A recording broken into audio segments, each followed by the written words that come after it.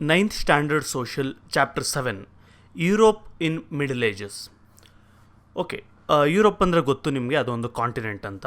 ಈ middle ages ಅಂದರೆ ಏನು ನೆಕ್ಸ್ಟ್ ನಾನು ಎಕ್ಸ್ಪ್ಲೈನ್ ಮಾಡ್ತೀನಿ. So what all will we learn in this chapter? ಏನೇನು ಕಲಿತೀರಾ ಈ ಚಾಪ್ಟರಲ್ಲಿ? The conditions in Europe during middle ages.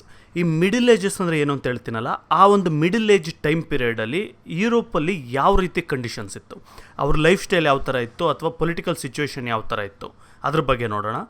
The meaning of feudalism. ನೋಡಿ, ಇಲ್ಲಿ ಒಂದು ಕಾನ್ಸೆಪ್ಟ್ ಇಂಟ್ರೊಡ್ಯೂಸ್ ಮಾಡ್ತಾ ಇದ್ದಾರೆ, ಫ್ಯೂಡಲಿಸಮ್ ಅಂತ.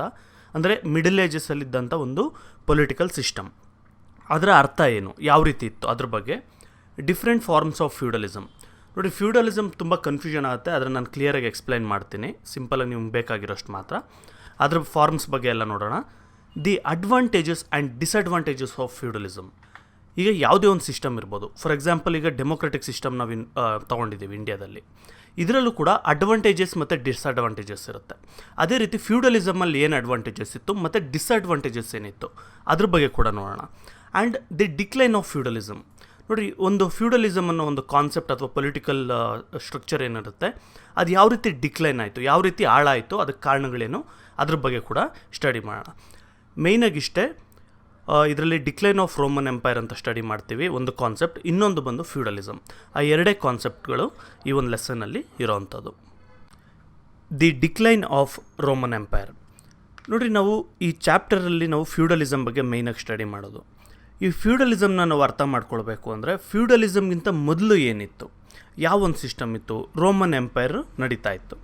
ಆ ಒಂದು ರೋಮನ್ ಎಂಪೈರ್ ಯಾವ ರೀತಿ ಡಿಕ್ಲೈನ್ ಆಯಿತು ಅಂತ ಅರ್ಥ ಮಾಡ್ಕೊಂಡ್ರೆ ಮಾತ್ರ ನಮಗೆ ಫ್ಯೂಡಲಿಸಮ್ ಅರ್ಥ ಆಗೋದು. ಈಗ ಡಿಕ್ಲೈನ್ ಆಫ್ ರೋಮನ್ ಎಂಪೈರ್ ನೋಡೋಣ.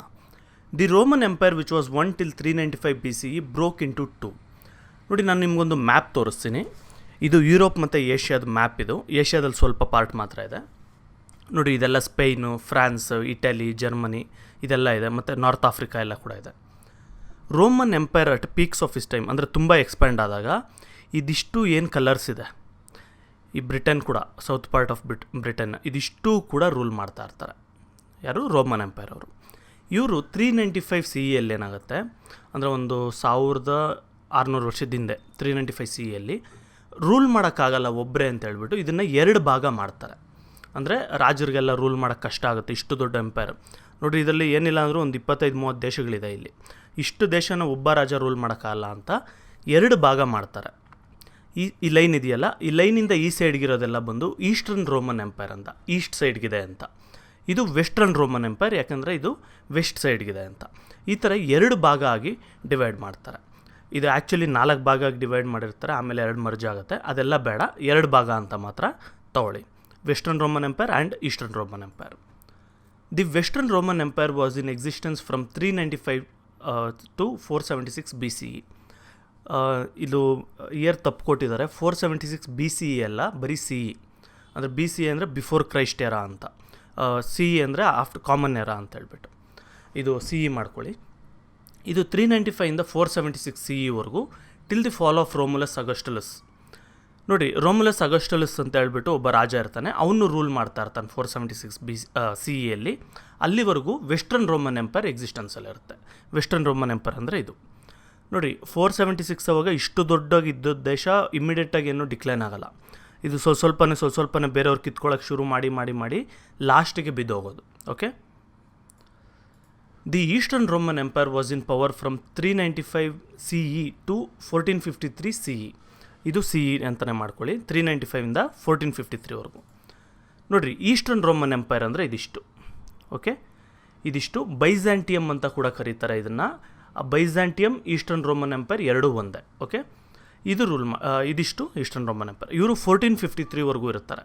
ಅಂದರೆ ಏನು, ಇದಿಷ್ಟು ಒಂದೇ ದೇಶ ಆಗಿರುತ್ತಾ 1453ವರೆಗೂ ಅಂದರೆ ಇಲ್ಲ, ಎಲ್ಲ ಚಿಕ್ಕ ಪೀಸ್ ಆಗಿರುತ್ತೆ. ಲಾಸ್ಟ್ಗೆ ಇಲ್ಲಿ ಕಾನ್ಸ್ಟಾಂಟಿನೋಪಲ್ ಅಂತ ಇದೆಯಲ್ಲ, ಇಸ್ತಾನ್ಬುಲ್ ಅಂತ ಇವಾಗ ಹೆಸರದ್ರದ್ದು, ಈ ಜಾಗ ಮಾತ್ರ ಇವ್ರ ಅಂಡರಲ್ಲಿರುತ್ತೆ 1453ಅಲ್ಲಿ. ಮಿಕ್ಕಿದೆಲ್ಲ ಕೂಡ ಆಟೋಮನ್ ಟರ್ಕ್ಸ್ ಆಕ್ಯುಪೈ ಮಾಡ್ಕೊಂಡಿರ್ತಾರೆ.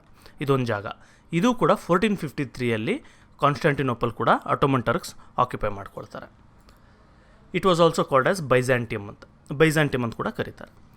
The period between 5th century CE and 15th century CE is called as the middle age of Europe. ಈಗ ನಾನು ಟಾಪಿಕ್ ಹೇಳಿದೆ, ಏನು ಮಿಡಲ್ ಏಜಸ್ ಅಂದರೆ, ಅಥವಾ ಮಿಡಿವಲ್ ಯುರೋಪ್ ಅಂದರೆ ಏನು ಮಿಡಲ್ ಏಜ್? 5th ಸೆಂಚುರಿ ಅಂದರೆ 500ನೇ ಇಸ್ವಿಯಿಂದ ಹಿಡಿದು 15th ಸೆಂಚುರಿ ಅಂದರೆ 1500ನೇ ಇಸ್ವಿವರೆಗೂ ಈ 1000 ಇಯರ್ಸ್ ಅಥವಾ 1000 ವರ್ಷ ಏನಿದೆ ಇದನ್ನು ಮಿಡಲ್ ಏಜಸ್ ಅಂತ ಕರೀತಾಯಿದ್ರು.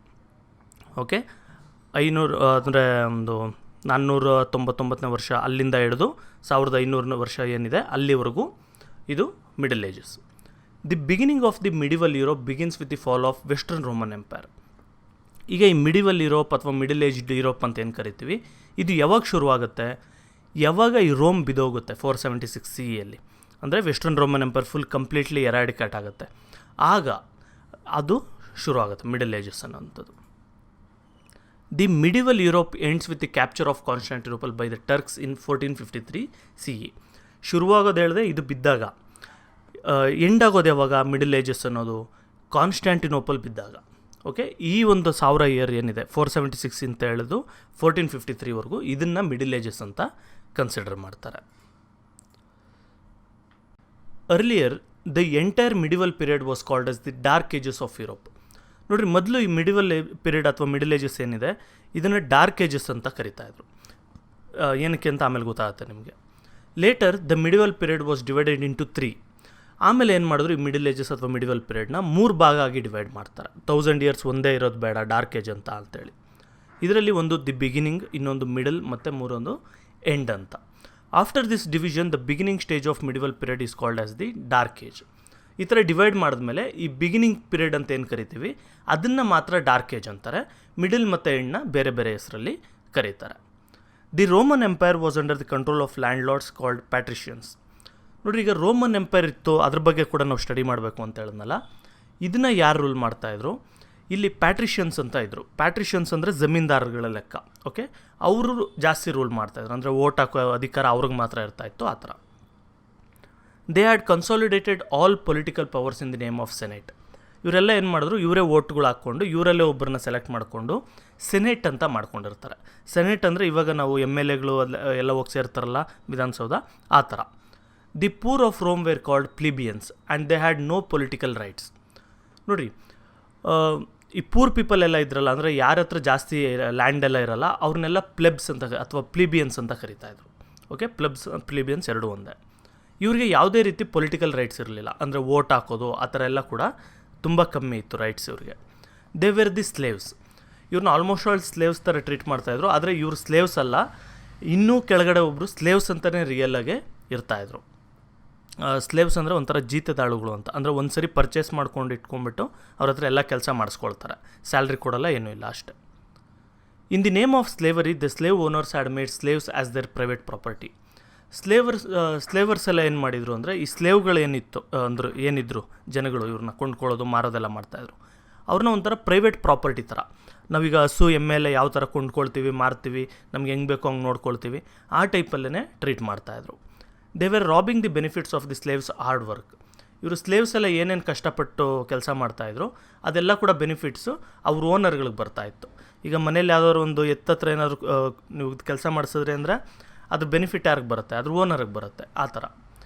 Every slave was the private property of a slave owner. ಇದು ಆಲ್ರೆಡಿ ಹೇಳಿದ್ದೀನಿ, ಅವ್ರ ಸ್ವಂತ ಓನರ್ ಲೆಕ್ಕ ಆಗೋದ್ರು, ಪ್ರೈವೇಟ್ ಪ್ರಾಪರ್ಟಿ ಆಯಿತು. Slaves did lowly jobs and were ill treated. ನೋಡಿ, ಸ್ಲೇವ್ಸ್ಗೆಲ್ಲ ಏನು ಕೆಲಸ ಕೊಡ್ತಾಯಿದ್ರು, ಅಲ್ಲಿ ಇಲ್ಲಿ ರೋಡ್ ಗುಡಿಸೋದು, ಕಸ ಕ್ಲೀನ್ ಮಾಡೋದು, ಆ ಥರದ್ದಿರ್ಬೋದು, ಅಥವಾ ಮನೆ ಕೆಲಸ ಮಾಡೋದಿರ್ಬೋದು, ಈ ಥರ ಕೊಡ್ತಾಯಿದ್ರು. ಮತ್ತು ಅವ್ರನ್ನ ಚೆನ್ನಾಗಿ ನೋಡ್ಕೊತಾ ಇರಲಿಲ್ಲ, ಅಂದರೆ ಹೊಡಿಯೋದು ಬಡಿಯೋದೆಲ್ಲ ಮಾಡ್ತಾಯಿದ್ರು. ಇದು ಕರೆಕ್ಟ್, ಈ ಥರ ನೋಡ್ಕೊಳ್ತಾಯಿದ್ರು. ಆದರೆ ಕೆಲವು ಸ್ಲೇವ್ಸ್ನ ತುಂಬ ಚೆನ್ನಾಗಿ ಕೂಡ ನೋಡ್ಕೊಳ್ತಾಯಿದ್ರು. They had to work under the constant threat of punishment. ಇವರು ಸ್ಲೇವ್ಸ್ಗೆ ಯಾವಾಗೂ ಭಯ ಇತ್ತು, ಅಂದರೆ ನಮ್ಮ ಓನರ್ ನಮ್ಮನ್ನೇನು ಮಾಡ್ತಾನೋ, ಹೊಡಿತಾನೋ, ಸಾಯಿಸ್ತಾನೋ, ಆ ಥರ ಸಾಯಿಸ್ಬೋದು, ಯಾರು ಏನು ಕೇಳೋದ, ಆ ಥರ ಎಲ್ಲ ಇತ್ತು ರೂಲ್ಸು.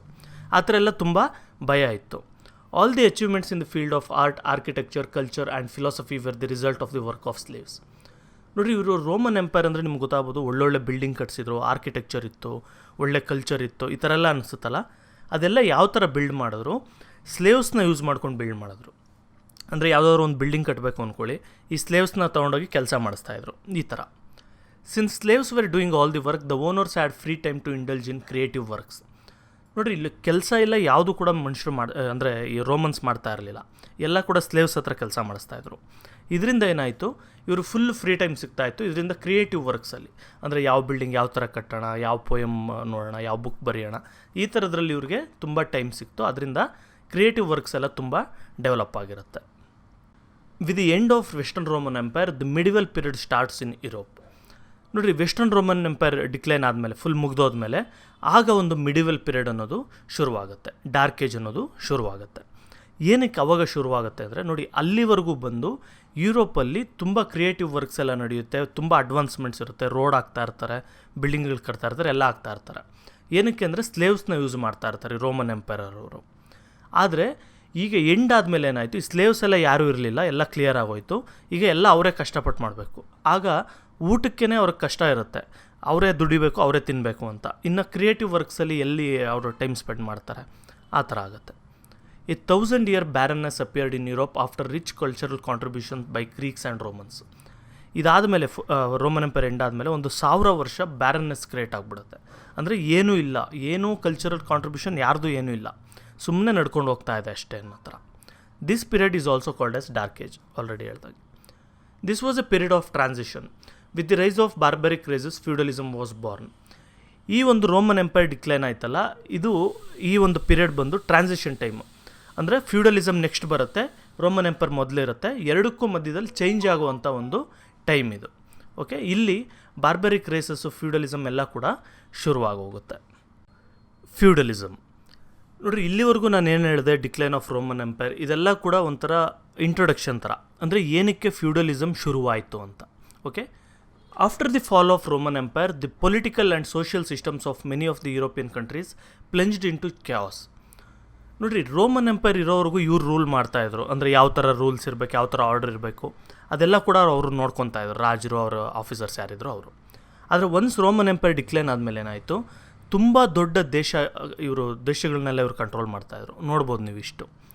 ಇಲ್ಲೆಲ್ಲ ಏನಾಗ್ಬಿಡುತ್ತೆ, ಎಲ್ಲ ಚಿಕ್ಕ ಪೀಸ್ಗಳಾಗ್ಬಿಟ್ಟು ಫುಲ್ ಯಾರಂದರೆ ಅವರು ದರೋಡೆ ಮಾಡೋದು, ಕಳ್ತನ ಮಾಡೋದು, ಯಾರನ್ನ ಬೇಕಾದ್ರೆ ಅವ್ರು ಕೊಲೆ ಮಾಡ್ಬೋದು, ಲೂಟಿ ಮಾಡ್ಬೋದು, ಈ ಥರ ಒಂದು ಸಿಚುವೇಶನ್ನು ಕ್ರಿಯೇಟ್ ಆಗಿಬಿಡುತ್ತೆ.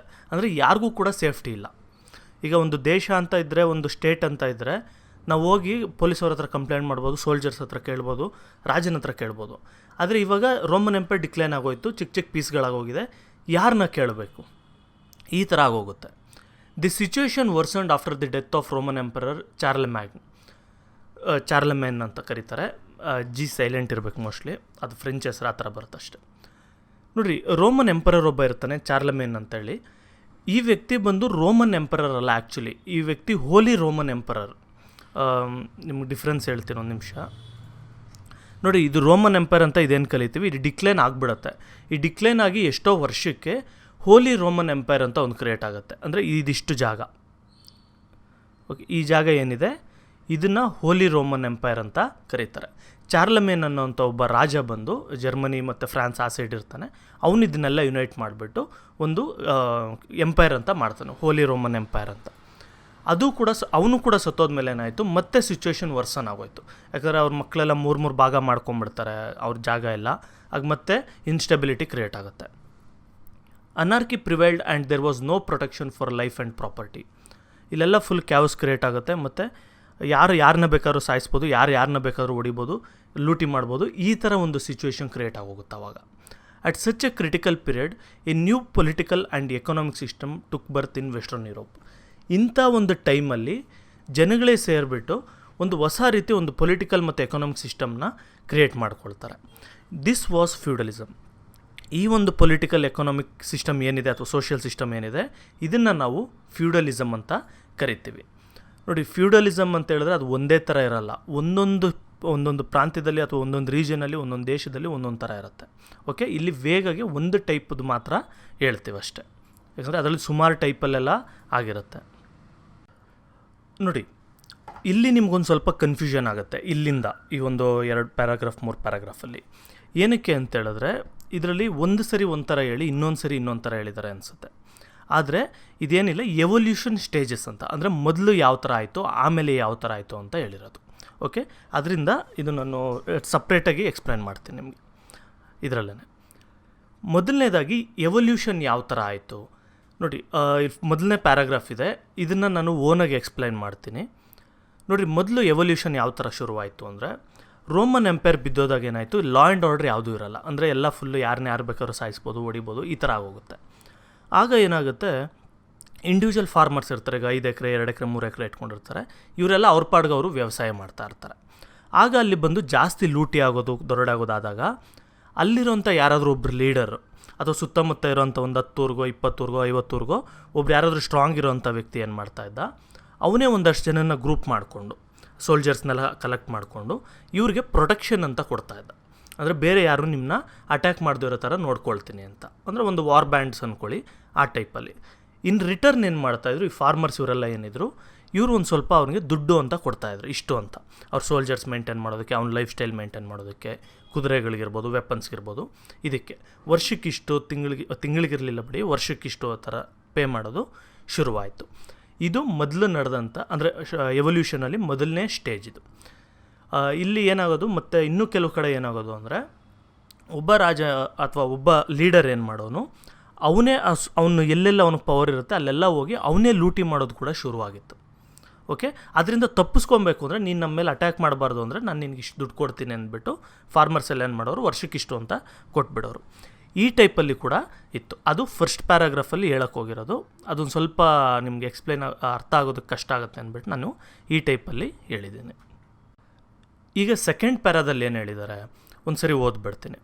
Feudal system was a system of land ownership based on political and economic base. ಇದು ಓಕೆ, ಓದ್ತೀನಿ ಅಷ್ಟೇ. In medieval Europe the status of a person was based on the extent of land owned by him. ಅಂದರೆ ಎಷ್ಟು land own ಮಾಡಿದ ಅದ್ರ ಮೇಲೆ ಅವ್ನ status. ಈಗ 5 ಎಕರೆ ಇದೆ ಅಂದರೆ ಬಡವ, 1000 ಎಕರೆ ಇದ್ರೆ ಅಂದರೆ ಶ್ರೀಮಂತ, ಈ ಥರ. The income from the land was the sole means of earning. ಆ ಕಾಲದಲ್ಲೆಲ್ಲ, ಹಳೆ ಕಾಲದಲ್ಲಿ ಲ್ಯಾಂಡಿಂದ ಬರೋ ಇನ್ಕಮ್ಮೇ ಇನ್ಕಮ್ ಅನ್ನೋದು, ಬೇರೆ ಏನೂ ಆವಾಗ ಸಂಪಾದನೆ ಇರ್ತಿರಲಿಲ್ಲ. The king use to distribute lands to noblemen use to distribute those land to farmers. ಅಂದರೆ ರಾಜ ಅವ್ನು ನೋಬಲ್ಮೆನ್ಗೆ ಡಿಸ್ಟ್ರಿಬ್ಯೂಟ್ ಮಾಡ್ತಾಯಿದ್ದ, ನೋಬಲ್ಮೆನ್ನು ಅವ್ನು ಫಾರ್ಮರ್ಸ್ಗೆ ಡಿಸ್ಟ್ರಿಬ್ಯೂಟ್ ಮಾಡ್ತಾಯಿದ್ದ ಅಂತ. ಓಕೆ, ಇದನ್ನು ಹೇಳ್ತೀನಿ, ಬರೆದು ತೋರಿಸ್ತೀನಿ ನಾನು, ಆಗ ನಿಮ್ಗೆ ಗೊತ್ತಾಗುತ್ತೆ. Just A second. ನೋಡಿ, ಈಗ ಫಾರ್ ಎಕ್ಸಾಂಪಲ್ ಇದು ಇಷ್ಟು ಜಾಗ ಇದೆ ಅಂದ್ಕೊಳ್ಳಿ. ಇಷ್ಟು ಜಾಗನ ಒಬ್ಬ ರಾಜ ಏನು ಮಾಡ್ತಾನೆ, ಒಬ್ಬ ಕಿಂಗ್ ಇರ್ಬೋದು, ಅವನೇನು ಮಾಡ್ತಾನೆ, ಅವನ ಆರ್ಮಿನೋ ಅಥವಾ ಅವನ ಒಂದು ಪೊಲಿಟಿಕಲ್ ಇನ್ಫ್ಲುಯೆನ್ಸಸ್ ಏನೋ ಮಾಡಿ ಇದಿಷ್ಟೂ ಅವನ ಕಂಟ್ರೋಲ್ಗೆ ತೊಗೊಳ್ತಾನೆ. ಓಕೆ, ಇಲ್ಲಿ ಇಂಡಿಯಾದಲ್ಲಿದ್ದಂಗೆ ಎಲ್ಲ ಕಡೆ ಇರೋ ಥರನೇ. ಓಕೆ, ಇದನ್ನು ಏನು ಮಾಡ್ತಾನೆ ರಾಜ, ಎಲ್ಲ ಇವನೇ ಡೈರೆಕ್ಟ್ ಅಡ್ಮಿನಿಸ್ಟ್ರ್ ಮಾಡೋಕ್ಕೆ ಹೋಗಲ್ಲ. ಯಾಕಂದರೆ ಆ ಕಾಲದಲ್ಲಿ ತುಂಬ ಕಷ್ಟ ಇರುತ್ತೆ, ಟ್ರಾವೆಲಿಂಗೆಲ್ಲ ತುಂಬ ಕಷ್ಟ ಇರುತ್ತೆ. ಅದಕ್ಕೆ ಏನು ಮಾಡ್ತಾಯಿದ್ದ, ಒಂದಷ್ಟು ನೋಬಲ್ಸ್ನ ಅಪಾಯಿಂಟ್ ಮಾಡ್ತಾಯಿದ್ದ. ಅಂದರೆ ಇವನ ರಿಲೇಟಿವ್ಗಳಿರ್ಬೋದು, ಅಥವಾ ತುಂಬ ಬೇಕಾಗಿರೋ ಫ್ರೆಂಡ್ಸ್ ಇರ್ಬೋದು, ಅಥವಾ ಯಾರಾದರೂ ಮೊದಲೇ ಈ ಟೈಪಲ್ಲಿ ತುಂಬ ಇಂಪಾರ್ಟೆಂಟ್ ಪರ್ಸನ್ಸ್ಗೆ ಒಂದಷ್ಟು ಜಾಗಗಳು ಅಂತ ಡಿವೈಡ್ ಮಾಡಿ ಕೊಡ್ತಾಯಿದ್ದ. ಓಕೆ, ಮತ್ತು ರಾಜ ಏನು ಮಾಡ್ತಾ ಇರಲಿಲ್ಲ ಅಂದರೆ, ರಾಜನೂ ಒಂದಷ್ಟು ಜಾಗ ಇಟ್ಕೊಳ್ತಾ ಇದ್ದ. ಈಗ ಇದರಲ್ಲಿ ಏನು ಮಾಡೋರು, ರಾಜ ಇದಿಷ್ಟು ಬಂದು ಕಿಂಗ್ಸ್ ಓನ್ ಅಂತ, ಅಥವಾ ರಾಜನೇ ಡೈರೆಕ್ಟಾಗಿ ರೂಲ್ ಮಾಡೋ ಅಂಥ ಜಾಗ. ಮಿಕ್ಕಿದ್ನೆಲ್ಲ ಬಂದು ಒಬ್ಬ ಎ ಅನ್ನೋ ವ್ಯಕ್ತಿ, ಬಿ ಅನ್ನೋ ವ್ಯಕ್ತಿ, ಸಿ ಅನ್ನೋ ವ್ಯಕ್ತಿ, ಡಿ, ಈ ಥರ ಎಲ್ಲ ಕೂಡ ಡಿಸ್ಟ್ರಿಬ್ಯೂಟ್ ಮಾಡ್ತಾಯಿದ್ದ. ಇವ್ರನ್ನ ನೋಬಲ್ಸ್ ಅಂತ ಕರೀತಾರೆ. ನಾನು ನಿಮಗೂ ಇನ್ನೊಂದು ಚಾರ್ಟ್ ತೋರಿಸ್ತೀನಿ, ಇಲ್ಲ ನೆಕ್ಸ್ಟ್ ಬರುತ್ತೆ, ಆಗ ತೋರಿಸ್ತೀನಿ. ಈಗ ಇವರು ಸಾಮಂತ ರಾಜರ ಲೆಕ್ಕ. ಓಕೆ, ಒಬ್ಬ ಮೇಯ್ನ್ ರಾಜ ಇರ್ತಾನೆ, ಅವನ ಅಂಡರಲ್ಲಿ ಸಾಮಂತ ರಾಜರು. ಇವ್ರು ಏನು ಮಾಡ್ತಾಯಿದ್ರು, ಇವ್ರಿಗೂ ಕೂಡ ತುಂಬ ದೊಡ್ಡ ಏರಿಯಾ ಇದು, ಒಂದು 50 ಊರು 100 ಊರು ಈ ಥರ ಕೊಟ್ಟಿರ್ತಾರೆ. ಇದೆಲ್ಲ ಕೂಡ ಇವರೇ ವ್ಯವಸಾಯ ಮಾಡೋಕ್ಕಾಗಲ್ಲ, ಯಾಕಂದರೆ ಹಳೆ ಕಾಲದಲ್ಲಿ ಬರೀ ವ್ಯವಸಾಯ ಅಷ್ಟೇ, ಬೇರೆ ಏನು ಮಾಡೋಕ್ಕಾಗ್ತಾಯಿತ್ತು. ಅದಕ್ಕೇನು ಮಾಡ್ತಾಯಿದ್ರು, ಇವರು ಫರ್ದರ್ ಇನ್ನೂ ಒಂದಷ್ಟು ಜನಕ್ಕೆ ಡಿವೈಡ್ ಮಾಡಿ ಕೊಡ್ತಾಯಿದ್ರು. ಓಕೆ, ನೀವು ಇದಿಷ್ಟು ರೂಲ್ ಮಾಡ್ಕೊಳ್ಳಿ, ಅಂದರೆ ರೂಲ್ ಮಾಡ್ಕೊಳ್ಳಿ ಅಥವಾ ವ್ಯವಸಾಯ ಮಾಡ್ಕೊಳ್ಳಿ, ಆ ಥರ. ಚಿಕ್ಕ ಜಾಗ ಇತ್ತು ಅಂದರೆ ನೀವು ವ್ಯವಸಾಯ ಮಾಡ್ಕೊಂಡು ನನಗೆ ದುಡ್ಡು ಕೊಡ್ರಿ ಅಂತ. ಸ್ವಲ್ಪ ಏನೋ ದೊಡ್ಡ ಜಾಗಗಳಿತ್ತು ಅಂದರೆ ನೀವು ಕೂಡ ಬೇರೆಯವ್ರಿಗೆ ರೆಂಟ್ ಕೊಟ್ಕೊಂಡು ನೀವೇನು ಬೇಕೋ ಅದು ಮಾಡ್ಕೊಳ್ಳಿ, ನನಗೆ ವರ್ಷಕ್ಕೆ ಇಷ್ಟು ಕೊಟ್ಬೇಡಿ, ಈ ಟೈಪಲ್ಲಿ ಪರ್ಸನ್ಗೆ ಅವ್ರಿಗೆ ಹೇಳ್ತಾ ಇದ್ದ. ಅಥವಾ ಫೈನಲ್ ಇನ್ನೊಬ್ರು ಇದ್ರು ಅಂದರೆ ಅವ್ರು ಇನ್ನೂ ಒಂದಷ್ಟು ಚಿಕ್ಕ ಜಾಗನ ಫಾರ್ಮರ್ಸಿಗೆ ಕೊಡ್ತಾಯಿದ್ರು, ಅವ್ರು ಅದರಲ್ಲಿ ಬೆಳೆ ಬೆಳೆದಿದ್ದನ್ನು ಇಷ್ಟು ಅಂತ ಕೊಡ್ತಾಯಿದ್ರು. ಕೆಲವು ಸರಿ ಆ ಥರ ಇರ್ತಾಯಿತ್ತು, ವರ್ಷಕ್ಕೆ ಇಷ್ಟು ದುಡ್ಡು ಕೊಡೋದು ಅನ್ನೋದು ಇರ್ತಾಯಿತ್ತು. ಕೆಲವು ಸರಿ ಏನು ಮಾಡೋದು, ಈ ಅಂಡರ್ ಪರ್ಸನ್, ಸ್ಮಾಲ್ ಎ ಅಂದ್ಕೊಳ್ಳಿ, ಈ ಪರ್ಸನ್ ಕೊಟ್ಟಿರ್ತಾನಲ್ಲ ಅಂಡರಲ್ಲಿ, ಈ ಪರ್ಸನ್ ಏನು ಮಾಡೋನು, ಇವನೇ ಅಗ್ರಿಕಲ್ಚರ್ ಎಲ್ಲ ಜನಗಳಿಗೆ ಮಾಡೋಕ್ಕೆ ಹೇಳೋನು, ಒಂಥರ ಕೆಲಸದ ಥರ. ಇವ್ರನ್ನ ಪೆಸೆಂಟ್ಸ್ ಅಂತ ಕರಿತೀವಿ ಅಥವಾ ಸರ್ಫ್ಸ್ ಅಂತ ಕರಿತೀವಿ, ಈ ಟೈಪು. ಆ ವ್ಯಕ್ತಿಗಳು ಅಲ್ಲಿ ವ್ಯವಸಾಯ ಮಾಡೋರು, ಎಲ್ಲ ಮಾಡೋರು. ಇವನು ಪರ್ಸನ್ ಎ, ಕ್ಯಾಪಿಟಲ್ ಎ ಏನು ಮಾಡೋನು, ಅಥವಾ ಈ ಸ್ಮಾಲ್ ಎ ಏನು ಮಾಡೋನು ಈ ವ್ಯಕ್ತಿ ಅಂದರೆ, ಅವ್ರಿಗೆ ಊಟ ಕೊಡೋದು, ಬಟ್ಟೆ ಕೊಡೋದು, ಅವ್ರಿಗೆ ಏನಾದರೂ ಒಂದು ಹೆಲ್ಪ್ ಮಾಡೋದು, ಈ ಟೈಪ್ ಅವ್ರ ಫ್ಯಾಮಿಲಿ ಫುಲ್ಲು ಇವರು ಮೇಂಟೈನ್ ಮಾಡೋರು. ಆದರೆ ಸ್ಯಾಲ್ರಿ ಥರ ಎಲ್ಲ ಏನೂ ಕೊಡ್ತಿರಲಿಲ್ಲ, ಆ ಟೈಪ್ 2 ಥರ ಸಿಸ್ಟಮ್ಮು ಅಲ್ಲಿರುತ್ತೆ. ಅದನ್ನೇ ಇಲ್ಲಿ ಹೇಳಿರೋದು. ಅಂದರೆ ನೋಬಲ್ ಮ್ಯಾನ್ಗೆ ಕೊಡ್ತಾಯಿದ್ದ, ನೋಬಲ್ ಮ್ಯಾನು ಅವ್ರ ಫಾರ್ಮರ್ಸ್ಗೆ ಕೊಡ್ತಾಯಿದ್ದ ಅಂತ. Feudalism can be called as an agreement between powerful lords and weak farmer. ನೋಡಿರಿ, ಫ್ಯೂಡಲಿಸಮ್ನ ನಾವೇನು ಅಂತ ಕರಿಬೋದು, ಇದು ಒಂದು ಅಗ್ರಿಮೆಂಟ್ ಥರ, ಅಂದರೆ ಮೌಖಿಕವಾಗಿ ಮಾಡ್ಕೊಂಡಿರೋಂಥ ಒಂದು ಅಗ್ರಿಮೆಂಟ್ ಥರ. ಈ ಪವರ್ಫುಲ್ ಲಾರ್ಡ್ ಯಾರು ಇರ್ತಾನೆ ಮತ್ತು ವೀಕ್ ಫಾರ್ಮರ್ ಇರ್ತಾನೆ, ಇವ್ರ ಮಧ್ಯೆ ಅಂಡರ್ಸ್ಟ್ಯಾಂಡಿಂಗ್. ಅಂದರೆ ನೀನು ನನಗೆ ಕೆಲಸ ಮಾಡಿಬಿಟ್ಟು, ಒಂದು ನಿಮಿಷ, ನೀನು ನನಗೆ ಕೆಲಸ ಮಾಡಿಬಿಟ್ಟು ಇಲ್ಲೆಲ್ಲ ಏನೇನಿದೆ ನನಗೆ ಇನ್ಕಮ್ ಕೊಡ್ತೀಯ, ನಾನು ಇನ್ ಟರ್ನ್ ನಿನ್ಗೇನು ಮಾಡ್ತೀನಿ, ಸೆಕ್ಯೂರಿಟಿ ಕೊಡ್ತೀನಿ. ಯಾರು ಬಂದು ನೀನು ನೋಡಿದೇ ಇರೋ ಥರ, ನಿನಗೇನು ತೊಂದರೆ ಆಗದೆ ಇರೋ ಥರ ನಾನು ನೋಡ್ಕೊಳ್ತೀನಿ. ಒಂಥರ ದಾದಾಗಿರಿ ಟೈಪು. ಓಕೆ, ಆ ಟೈಪಲ್ಲೇ ಶುರುವಾಗಿತ್ತು. ಆಮೇಲೆ ಅದು ಕರೆಕ್ಟ್ ಆಯಿತು ಬಿಡಿ. ಈ ಥರ ಒಂದು agreement. The powerful men who own the lands were called nobles. ಯಾರಿಗೆ ಲ್ಯಾಂಡ್ ಇರುತ್ತೆ ಅವ್ರನ್ನ ನೋಬಲ್ಸ್ ಅಂತ ಕರೀತಾರೆ. ಇದರಲ್ಲಿ ನೆಕ್ಸ್ಟು ಹೈರಾರ್ಕೀಸ್ ಕೂಡ ಬರುತ್ತೆ, ಅದು ನಾನು ಬಂದಾಗ ಹೇಳ್ತೀನಿ. ಜಸ್ಟ್ ನೋಬಲ್ ಅಂತ ಅಂದ್ಕೊಳ್ಳಿ. And the people who took land from them are called ವ್ಯಾಸಲ್ಸ್.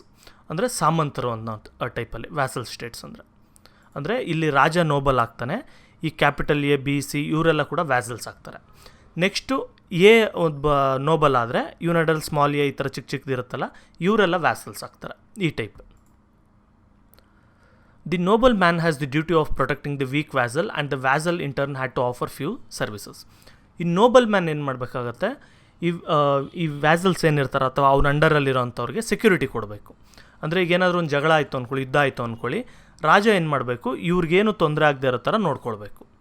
ಇವ್ರೇನು ಮಾಡಬೇಕು, ರಾಜನಿಗೆ ಬೇರೆ ಸರ್ವಿಸಸ್ ಕೊಡೋದು, ಅಂದರೆ ಆರ್ಮಿ ಕೊಡೋದಿರ್ಬೋದು, ದುಡ್ಡು ಕೊಡೋದಿರ್ಬೋದು, ಊಟ ಕೊಡೋದಿರ್ಬೋದು, ಬೇರೆ ಬೇರೆ ವೆಪನ್ಸ್ ಕೊಡೋದಿರ್ಬೋದು, ಅವೆಲ್ಲ ಕೂಡ ಸರ್ವಿಸಸ್ಸು ಇವ್ರು ಮಾಡಬೇಕು. Feudalism system was based on mutual giving and taking. ನಾನು ಹೇಳಿದ್ನಲ್ಲ, ಗಿವ್ ಆ್ಯಂಡ್ ಟೇಕ್ ಇದ್ರ ಥರ. ಇವ್ರು ಸೆಕ್ಯೂರಿಟಿ ಕೊಡ್ತಾರೆ, ಇವ್ರು ಅವ್ರಿಗೆ ದುಡ್ಡು ಕೊಡ್ತಾರೆ ಅಥವಾ ಹೆಲ್ಪ್ ಮಾಡ್ತಾರೆ, ಈ ಥರ. This system emerged in all classes, organisations and associations during medieval period. ನೋಡಿರಿ, ಈ ಸಿಸ್ಟಮ್ ಅಥವಾ ಈ ಫ್ಯೂಡಲಿಸಮ್ ಸಿಸ್ಟಮ್ ಏನಾಯಿತು, ಇದು ಬರೀ ಒಂದು ಕಡೆ ಎರಡು ಕಡೆ ನಡೆಯೋದಿಲ್ಲ, ಎಲ್ಲ ಕಡೆ ಇದೇ ಥರನೇ ಶುರುವಾಯಿತು. ಹೇಳ್ಬೇಕಂದ್ರೆ ಇಂಡಿಯಾದಲ್ಲಿ ಕೂಡ ಇದೇ ಥರನೇ, ಅಂದರೆ ಎಕ್ಸಾಕ್ಟ್ ಇದೇ ಥರ ಅಲ್ಲ, ಒಂದು ಸ್ವಲ್ಪ ಬೇರೆ ಟೈಪಲ್ಲಿ ಇಂಡಿಯಾದಲ್ಲಿ ಕೂಡ ಇದೇ ಥರ ಇತ್ತು. ಎಲ್ಲ ಕ್ಲಾಸಸ್ಸಲ್ಲಿ, ಆರ್ಗನೈಸೇಷನ್ಸಲ್ಲಿ, ಅಸೋಸಿಯೇಷನ್ಸಲ್ಲಿ ಎಲ್ಲ ಕೂಡ ಈ ಫ್ಯೂಡಲಿಸಮ್ ಇನ್ಫ್ಲುಯೆನ್ಸು ಬಂತು. Unfortunately the feature and structure of the system never got implemented uniformly. ನೋಡಿ, ನಾನು ಆಗಲೇ ಹೇಳಿದ್ನಲ್ಲ ನಿಮಗೆ, ಇದು ಯುರೋಪ್ ಅಥವಾ ಆ ಟೈಮಲ್ಲಿದ್ದಂಥ ಯುರೋಪ್ ತುಂಬ ದೊಡ್ಡ ಜಾಗ ಆಗಿದ್ದರಿಂದ ಎಲ್ಲೂ ಕೂಡ ಒಂದೇ ಥರ ಬರಲಿಲ್ಲ. ಈಗ ಫ್ಯೂಡಲಿಸಮ್ ನಾನು ಹೇಳಿದೆ, ಇವಾಗ ಹೇಳಿದ್ದಂಥ ಒಂದು ಕಾನ್ಸೆಪ್ಟು, ಅದು ಇಲ್ಲೇ ಒಂಥರ ಬಂತು, ಇಲ್ಲೇ ಒಂಥರ ಬರುತ್ತೆ, ಇಲ್ಲೊಂಥರ ಬರುತ್ತೆ, ಆ ಥರ ಒಂದೊಂದು ಸ್ಟೇಟಲ್ಲಿ, ಒಂದೊಂದು ದೇಶದಲ್ಲಿ, ಒಂದೊಂದು ರೀಜನ್ನಲ್ಲಿ ಒಂದೊಂದು ಟೈಪಲ್ಲಿ ಅದು ಇಂಪ್ಲಿಮೆಂಟ್ ಆಗುತ್ತೆ. ಒಂದೊಂದು ಕಡೆ ಅಗ್ರಿಮೆಂಟ್ಗಳು ಬೇರೆ ಇರುತ್ತೆ. ಅಗ್ರಿಮೆಂಟ್ ಅಂದರೆ ಲಿಖಿತ ಅಗ್ರಿಮೆಂಟ್ಗಳು ಯಾವುದೂ ಇರಲ್ಲ, ಬರೆದಿರೋ ಅಂಥದ್ದು ಎಲ್ಲ ಕೂಡ verbal agreements. The lands granted in the beginning centuries of feudalism were for life with full entitlements. ನೋಡಿರಿ, ಮೊದಲು ಏನು ಲ್ಯಾಂಡ್ಸ್ ಕೊಡ್ತಾರೆ, ಅಂದರೆ ಈಗ ರಾಜ ಏನು ಈ ಲ್ಯಾಂಡ್ ಕೊಡ್ತಾನೆ, ಇದನ್ನು ಕೊಟ್ಟಿದ್ದು ಮಾತ್ರ ಇವಾಗ ಹೇಗೆ ಕೊಟ್ಟ ಅಂತ ಹೇಳಿದ್ರೆ, ಕ್ಯಾಪಿಟಲ್ ಹೇಗೆ ಅವನು, ಅವ್ರ ಮಗ, ಮೊಮ್ಮಗ, ಮರಿಮೊಮ್ಮಗ, ಈ ಥರ ಲೈಫ್ ಲಾಂಗ್ ಅವ್ರಿಗೇನೆ ಸೇರಿದ್ದದು. ರಾಜಗೆ ವಾಪಸ್ ತೊಗೊಳೋದಕ್ಕೆ ಅವನಿಗೆ ಅಧಿಕಾರ ಇರಲಿಲ್ಲ. By the 8th century, kings started retaining the ownership with them and granted only the rights to cultivate land and to their noble men and vassals. ಆಮೇಲೆ ಏನಾಯಿತು, ಇವ್ರ ಸ್ವಂತ ಪ್ರಾಪರ್ಟಿ ಥರ ಲೆಕ್ಕ ಆಗೋಯ್ತು ಇವ್ರಿಗೆ. ಅಂದರೆ ಒಂದು ಸರಿ ರಾಜ ಹೇಗೆ ಕೊಟ್ಟ ಅಂತ ಹೇಳಿದ್ರೆ ಅವನಿಗೆ, ಅವನ ಮಕ್ಕಳಿಗೆ, ಇವ್ರಿಗೆ ಸಿಗೋ ಥರ ಆಯಿತು. ಇದೆಲ್ಲ ನೋಡಿಬಿಟ್ಟು ರಾಜರು ಏನು ಮಾಡಿದ್ರು, 8th century ಹತ್ರ ಬರ್ತಾ ಈ ಥರ ಕೊಡೋದನ್ನು ನಿಲ್ಲಿಸ್ಬಿಟ್ರು. ಏನಾದರೂ ಸತ್ತೋದ್ರೆ ರಾಜನಿಗೆ ವಾಪಸ್ ಬರುತ್ತದು. ಈ ಡಚ್ಚಿ ಅಂತೆಲ್ಲ ಕರೀತಾರೆ, ಡ್ಯೂಕ್ಸ್ ಅಂತ ಕರೀತಾರೆ ಅದನ್ನು ರೂಲ್ ಮಾಡೋರನ್ನ, ಅದೆಲ್ಲ ನೆಕ್ಸ್ಟ್ ಬರುತ್ತೆ. ಈಗ ಏನಾದರೂ ಸತ್ತೋದ್ರೆ ರಾಜನಿಗೆ ವಾಪಸ್ ಬರುತ್ತೆ. ರಾಜ ಏನು ಮಾಡ್ತಾನೆ, ಮಗ ಏನಾದರೂ ಒಳ್ಳೆಯವನಾಗಿದ್ದು, ಓಕೆ, ರಾಜನ ಹತ್ರ ಚೆನ್ನಾಗಿದ್ದರೆ ಅವ್ರಿಗೆ ಮಗನಿಗೆ ಕೊಡ್ತಾನೆ. ಅವನೇನಾದ್ರು ಕಿತಾಪತಿ ಮಾಡೋದು ಆ ಥರ ಏನಾದರೂ ಇತ್ತು ಅಂದರೆ ಬದಲು ಇನ್ನೊಬ್ಬ ಯಾರೋ ಝಿ ಅನ್ನೋಂಥ ವ್ಯಕ್ತಿಗೆ ಅದನ್ನು ಕೊಟ್ಬಿಡ್ತಾನೆ. ಈ ಟೈಪಲ್ಲಿ ಶುರುವಾಗುತ್ತೆ. Similarly the lands belonging to the church were given. ಜೊತೆಗೆ ಇನ್ನೂ ಒಂದು ಆ್ಯಂಗಲ್ ಶುರುವಾಗುತ್ತೆ. ಏನಾಗುತ್ತೆ ಅಂದರೆ, ಈಗ ಇಲ್ಲೂ ಕೂಡ ನಾವು ದೇವಸ್ಥಾನಗಳಿಗೆಲ್ಲ ಗ್ರ್ಯಾಂಟ್ಸ್ ಕೊಡ್ತೀವಿ ಗೊತ್ತಾ, ಅಂದರೆ ಒಂದು 50 ಎಕರೆ 100 ಎಕರೆ ದೇವಸ್ಥಾನದ ಜಾಗ ಅಂತ ಇರುತ್ತೆ. ಈ ಟೈಪಲ್ಲಿ ಚರ್ಚ್ಗಳಿಗೂ ಕೂಡ ಒಂದಷ್ಟು ಜಾಗ ಅನ್ನೋದು ಶುರು ಆಗಿಬಿಡುತ್ತೆ. ಅಂದರೆ ಒಂದಷ್ಟು ಜಾಗ, ಫಾರ್ ಎಕ್ಸಾಂಪಲ್ ಇವಾಗ ಇಲ್ಲೆಲ್ಲ ಫಿಲ್ ಆಗಿದೆ, BL ಅಂದ್ಕೊಳ್ಳಿ, ಒಂದಿಷ್ಟು ಜಾಗ ಎಲ್ಲ ಇರುತ್ತಲ್ವ, ಇದರಲ್ಲಿ ಪ್ರತಿಯೊಂದರಲ್ಲೂ ಚರ್ಚ್ಗೆ ಅಂದ್ಬಿಟ್ಟು ಒಂದಷ್ಟು ಯಾರಾದರೂ ಗಿಫ್ಟ್ ಕೊಟ್ಟಿರೋದು, ಅಂದರೆ ಎಲ್ಲ ಜಾಗ ಅಲ್ಲ, ಇದರಲ್ಲಿ ಸ್ವಲ್ಪ ಪಾರ್ಟ್ ಮಾತ್ರ, ಇಷ್ಟು ಜಾಗ ಅಂದ್ಕೊಳ್ಳಿ, ಚರ್ಚಿಗೆ ಗಿಫ್ಟ್ ಕೊಟ್ಟಿರೋದು, ಈ ಥರ ಎಲ್ಲ ಆಗೋಯ್ತು. ಇದರಿಂದ ಚರ್ಚ್ಗಳು ಕೂಡ ಒಂದು ಸ್ವಲ್ಪ ಪವರ್ಫುಲ್ ಆಗ್ತಾರೆ. The smaller Kings also continued the same. ಈ ಚಿಕ್ಕ ಚಿಕ್ಕ ರಾಜರೆಲ್ಲ ಏನಿದ್ರು ಅವರು ಕೂಡ ಅದೇ ಥರನೇ ಕಂಟಿನ್ಯೂ ಮಾಡಿದ್ರು. ಅಂದರೆ ನಾನು ಹೇಳಿದ್ನಲ್ಲ, ಇವಾಗ ಸಾಮಂತ ರಾಜರು ಏನಿದ್ರು ಇಲ್ಲಿ ಎಲ್ಲ, ಇವರು ಕೂಡ ನೆಕ್ಸ್ಟ್ ಅವರು ಸ್ಮಾಲ್ ಎಗೆ ಆ ಥರ ಕೊಟ್ಟಾಗ ಅದನ್ನು ರೈಟ್ಸ್ನ ಮಾತ್ರ ಅವ್ರಿಗೆ ಕೊಟ್ಟಿರ್ತಾರೆ. ಅಂದರೆ ನೀನು ಇರೋವರೆಗೂ ನೀನು ಸತ್ತ ಮೇಲೆ ಅದು ನನಗೆ ವಾಪಸ್ ಬರುತ್ತೆ ಅಂತ. ಅವ್ರಿಗೆ ಬಂದಾಗ ಅವ್ರು ಬೇರೆಯವ್ರಿಗೆ ಯಾರಿಗಾದ್ರು ಬೇಕೋ ಅವ್ರಿಗೆ ಕೊಟ್ಕೊಳ್ಳೋ ಥರ. After 9th century the grants became hereditary. ಆಮೇಲೆ ಏನಾಯಿತು, 9th century ಆದಮೇಲೆ ಮತ್ತೆ ಏನಾಯಿತು, ಹೆರಿಡಿಟ್ರಿ ಆಗೋಯ್ತು. ಅಂದರೆ ಅವನಾದ್ಮೇಲೆ ಅವ್ರ ಮಗ ಮೊಮ್ಮಗ ಈ ಟೈಪಲ್ಲಿ ಮತ್ತೆ ಶುರು ಆಗೋಯ್ತು. Most of the churches became part feudalism. ನೋಡಿರಿ, ಚರ್ಚ್ಗಳು ಕೂಡ ಏನಿತ್ತು, ಇದು ಕೂಡ ಫ್ಯೂಡಲಿಸಮ್ನ ಒಂದು ಪಾರ್ಟ್ ಆಯಿತು. ನಾನು ಈಗ ಆಲ್ರೆಡಿ ಹೇಳಿದ್ನಲ್ಲ ಈ ರೀತಿ. The right of the feudatory rulers increased over the lands and they became hereditary property. ನೋಡಿರಿ, ಫ್ಯೂಡೇಟರಿ ರೂಲರ್ಸ್ ಏನಿದ್ರು ಇವರ ರೈಟ್ಸ್ ಎಲ್ಲ ತುಂಬ ಜಾಸ್ತಿ ಆಗುತ್ತೆ. ಅಂದರೆ ಇವ್ರ ಪವರ್ನ ಕಂಟ್ರೋಲ್ ಮಾಡೋಕ್ಕೆ ಆಗಲ್ಲ ರಾಜರ ಕೈಯಲ್ಲಿ. ಏನಕ್ಕೆ ಅಂದರೆ ಇದು ಒಂದು ಕ್ಯಾಸಲ್ಸ್ ಅಂತ ಮಾಡ್ಕೊಂಡಿರ್ತಾರೆ ಅಥವಾ ಮೋಟ್ಸ್ ಕಟ್ತಿರ್ತಾರೆ ಅದ್ರ ಸುತ್ತು. ಅದು ತೋರಿಸ್ತೀನಿ ಒಂದು ನಿಮಿಷ ನಾನು. ನೋಡಿ, ಈಗ ಫಾರ್ ಎಕ್ಸಾಂಪಲ್ ಇದು ಒಂದು ಕ್ಯಾಸಲ್ನ ಇದು ಕ್ಯಾಸಲ್ ಯಾವ ಥರ ಇದೆ ಅಂತ ತೋರಿಸ್ತೀನಿ ಒಂದು ನಿಮಿಷ ನಿಮಗೆ.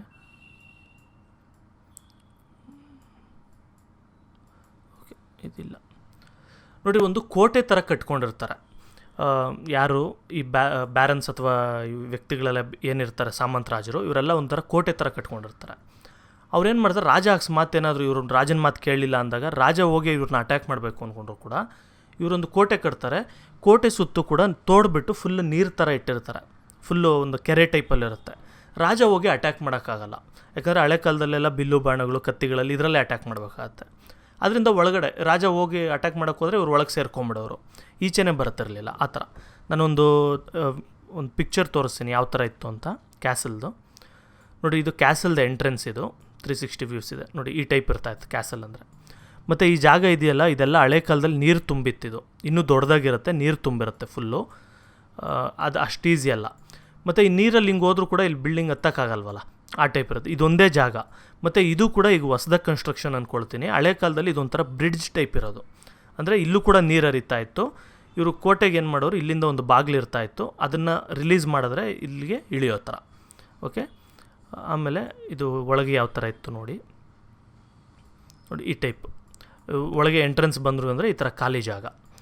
ಇವಾಗ ಈ ಥರ ಕ್ಲೀನಾಗಿದೆ. ಮೊದಲೆಲ್ಲ ಇಲ್ಲಿ ಕುದುರೆಗಳು ಕಟ್ಟಾಕೋದು, ಅದು ಇದು ಕೆಲಸಗಳು ಮಾಡೋದು, ಚಿಕ್ಕ ಚಿಕ್ಕ ಗುಡಿಸ್ಲಾಕೋದು ಅವೆಲ್ಲ ಕೂಡ ಇರ್ತಿತ್ತು. ಓಕೆ, ಈ ಥರ ಇನ್ನು ಏನೇನಿದೆ ತೋರಿಸ್ಬಿಡ್ತೇನೆ. ಮತ್ತು ಇದು ಕ್ವಾರ್ಟರ್ಸ್ ಅಲ್ಲಿ ಇರೋವಂಥ ಜನಗಳಿಗೆ. ಇದು ಆ್ಯಕ್ಚುಲಿ ಜನಗಳಿಗೆ ಅಂದರೆ ಮಾಮೂಲಿ ಜನಗಳಿಗೇನಲ್ಲ. ಮಾಮೂಲಿ ಜನಗಳಿಗೆಲ್ಲ ಇಲ್ಲೆಲ್ಲ ಗುಡಿಸ್ಲು ಆ ಥರದ್ದು ಹಾಕ್ಕೊಟ್ಟಿರ್ತಾರೆ. ಇದೆಲ್ಲ ಒಂದು ಸ್ವಲ್ಪ ರಿಚ್ ಫ್ಯಾಮಿಲಿ ಅಥವಾ ತುಂಬ ಸ್ಟೇಟಸ್ ಇರೋವಂಥವ್ರು ಯಾರಾದರೂ ಇರಬೇಕು ಅಂದರೆ ಯುದ್ಧಗಳಾಗೋ ಟೈಮಲ್ಲಿ ಇಲ್ಲಿರ್ತಾಯಿದ್ರು.